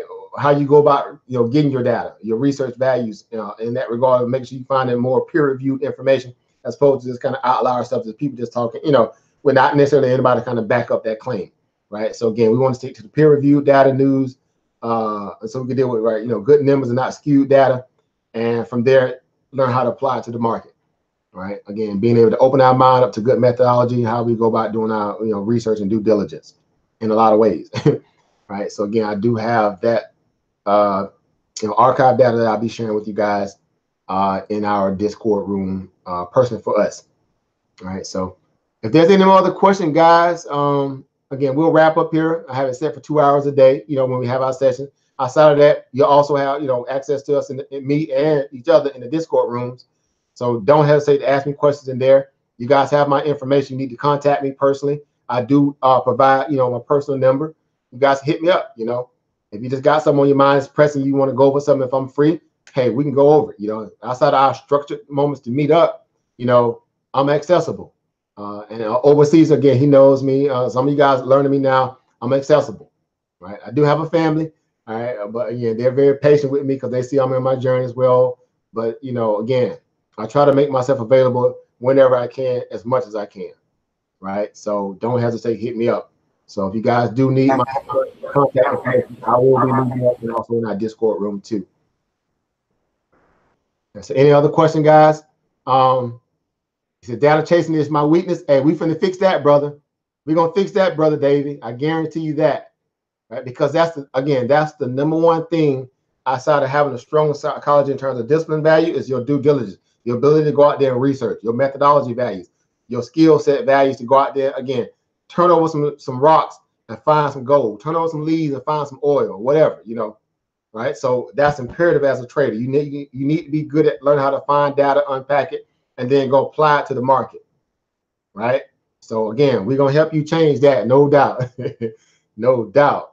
And I'm excited we're able to kind of help, help you, reveal your strength that you already have in that field, and then you'll realize that it wasn't that much more far off than what you probably already been doing. Yeah, just kind of going back, hit some key fundamental things, getting our minds right, and then let's go get this bag, right? That's, as I always say, another one of my favorite slogans: the bag is not going to secure itself. Simple as that. The bag is not going to secure itself. So again, knowing that means we got to go out there and make sure we fish, and we got to make sure we have to have the right bait. We have to have the right fishing rod. We have to have the right line. This, that, and the third. So again, I'm excited to share whatever value knowledge that I have with you guys, and also again learn from you guys too. All right. So again, just want to make sure I put that out there. All right. So again, are there any more questions here, guys, before we part ways until this market opens up at 4 a.m.? Because I'm finna get I get off here. Y'all pretty much know what I'm about to do. I'm finna do some studying. Right, I'm gonna get excited about this futures market. I'm gonna go, dig up some more information. If I got some data to turn over, you best believe I will be posting it in our Discord room. Excuse me, along with the other Discord rooms I'll be in and out of. So definitely hit me up. If you got any questions, tag me in the Discord room. If I can help out with some information. Again, JD, I know you asked about JD. I actually, I'm prepared for JD tomorrow as well. JD.com. Again, also some of the retail stocks after hours. And L Brands, and we just saw some of the other ones, Urban Outfitters. Got some nice little earning plays tomorrow to deal with that I'm gonna be excited about possibly trading the options market in. And trying to see if I can get, keep this nice little consistent little, win ratio popping with the earning plays. Right, so I'm excited. All right, so again, so that's it, guys. So I like to do this on the way out the door. All right. Again, I like to make sure I hold myself accountable to you guys' time, because your time is valuable, and I want to make sure I'm giving a good service to you guys, right? So, if you took some away from this bill tonight, that's very, informative, and something that you can utilize going forward, press 1 in the back chat. If not, press 2. Again, we could be 100% honest. We could be men. Because my goal is to make sure I can serve you guys the best I possibly can. Because I'm not that kind of person that says, hey, I want to, rule with an iron fist and just teach from my one way and my way and one way only. I don't think that way. I want to be, again, very hands-on and cater to you guys' needs. You know, so if you learned something that was informative to help you out in your level of trading, you know, definitely press 1. If not, press 2. And I'm gonna work hard at trying to make sure I meet you guys, you know, halfway and above, exceed that, and give you guys some good content. All right. So I guess we got 3 ones. I'm humble. I'm humbled by that. Again, I'm very humbled by that. And I will keep, again, pressing the gas pedal in that regard to give us some different vantage points, again, and then us, you know, all sharing different ideas across our different, you know, different perspective level of investing prowess, so we can also feed off, you know, you guys' knowledge values too. Right. So that's again, one of my biggest, you know, goals as well. So we can always feel like we in a family setting. This is never competition. This is never someone better than the next. This is about us. How can we, again, pool our mental, you know, mental values together to go out here and defeat this market, right? Let's go defeat these market makers, right? That's what this is all about. So we can get to the bag and feed our families and grow our life and have freedom the way that we know that we're deserving of, right? So again, so I want to thank WeTradeHQ.com, you know, Brother Jacob, Brother Bradley, Brother Kiko, again, you know, providing us this opportunity as well through the platform. Again, if you know people that may be interested in what we have in terms of the mentor, and they want to get some, you know, some good data, some good knowledge, definitely provide the link, you know, provide my link to them. If they want to learn OTC market, you know, again, definitely, you know, give them Brother Bradley and Brother Kiko link as well. Again, we're a family over here. We're just trying to help people that you know, that want to, you know, benefit from some good information, you know, help them expound and unpack that what they already have, just so they can also find some better value in their level of trading too. Right. So again, so definitely check it out. Again, if you want to enter the merch that they have over at WeTradeHQ.com, again, y'all know the website. You guys are probably already on it. Go check out some of the merch. You want to get you a trade. And these are pretty nice little shirts, actually. You know, again, I got Brother Jacob to, you know, set me up one so I can start the first session off of. But they also, if you look at the back on them, they actually got the WeTrade logo symbol going down the back. I thought that was very cool. Right, you guys probably see it there. See my little back. All right, you got WeTradeHQ going down actually down the spine. So it's pretty cool if you ask me. Right, pretty cool if you ask me. All right, pretty nice little nice little shirts here. Right, pretty unique actually if you think about it. All right, so cool. You know, again, go check out the website. You know, whatever. All right. All right, guys. So I'm gonna get ready to get off here, guys. So power and profit, as I always want to end. You know, on a good note, as always. You know, Uncle Jocelyn, life, prosperity, and health to you and your family. And again, keep in mind this video is archived now. I'm gonna actually see if I can get it linked and posted up on the WeTradeHQ website as well. For further references, if you want to go back on the website, you can always be able to find this video if you want to go back and reference it. Excuse me. And also, you can always come on YouTube and watch it again if you want to. If you saw something that was interest to you, you have the link now, right? So just make sure you archive the link. Come back on anytime you want. You can dig through it. You know, simple as that. Because now you guys have the archive link. All right. So again, so power and profit. Enjoy your weekends. Let's get after this market tomorrow. If we in the Discord rooms, right? And you know, again, you got some trades that you may be taking, and you want a second opinion or third opinion, don't hesitate. Tag my name. Hit me up. I know I'll be all over the place. I'll be in like about 12 different Discord rooms, guys. I'm in so many Discord rooms. It's ridiculous. And that's not considering, again, you know, Twitter and stock tweets, and between that, my Facebook Messenger group. We have a Facebook investor group over there as well. So I always, you know, I'm always working. So one thing about you, brother, I don't take no time off. I'm never slacking. I'm trying to get, you know, be the best I possibly can, because I see my $1 million plus, you know, status coming, you know, and again, I want to walk into that, you know, with you guys, you know, with me, you know, or I'm with y'all. If y'all get there before I do, I don't care who get there first, as long as we all get there. That's what it's all about. Or at least we make enough money to be comfortable to take care of our family. Again, it may not be a $1 million striving goal, but again, let's just, you know, be consistent at, you know, being able to, you know, make some profit. All right. So that's it, guys. So power profit, guys. Salute to you guys. Again, let's get ready to go crash this, you know, this market and get after it. And I look forward to seeing you guys back in the Discord room. I will be posting the PDF link for the housekeeping data information for this week in there, and as well as a couple others. So make sure you check that out as well. You will see that stuff in there. Some stuff that you can actually, you know, download and just, you know, kind of read through to kind of, you know, get a gist of basically what I'm trying to always promote in terms of having a strong psychology how to apply it back to the market. All right, guys. So I see you guys back in the Discord room. Power Profit. You guys enjoy your evenings.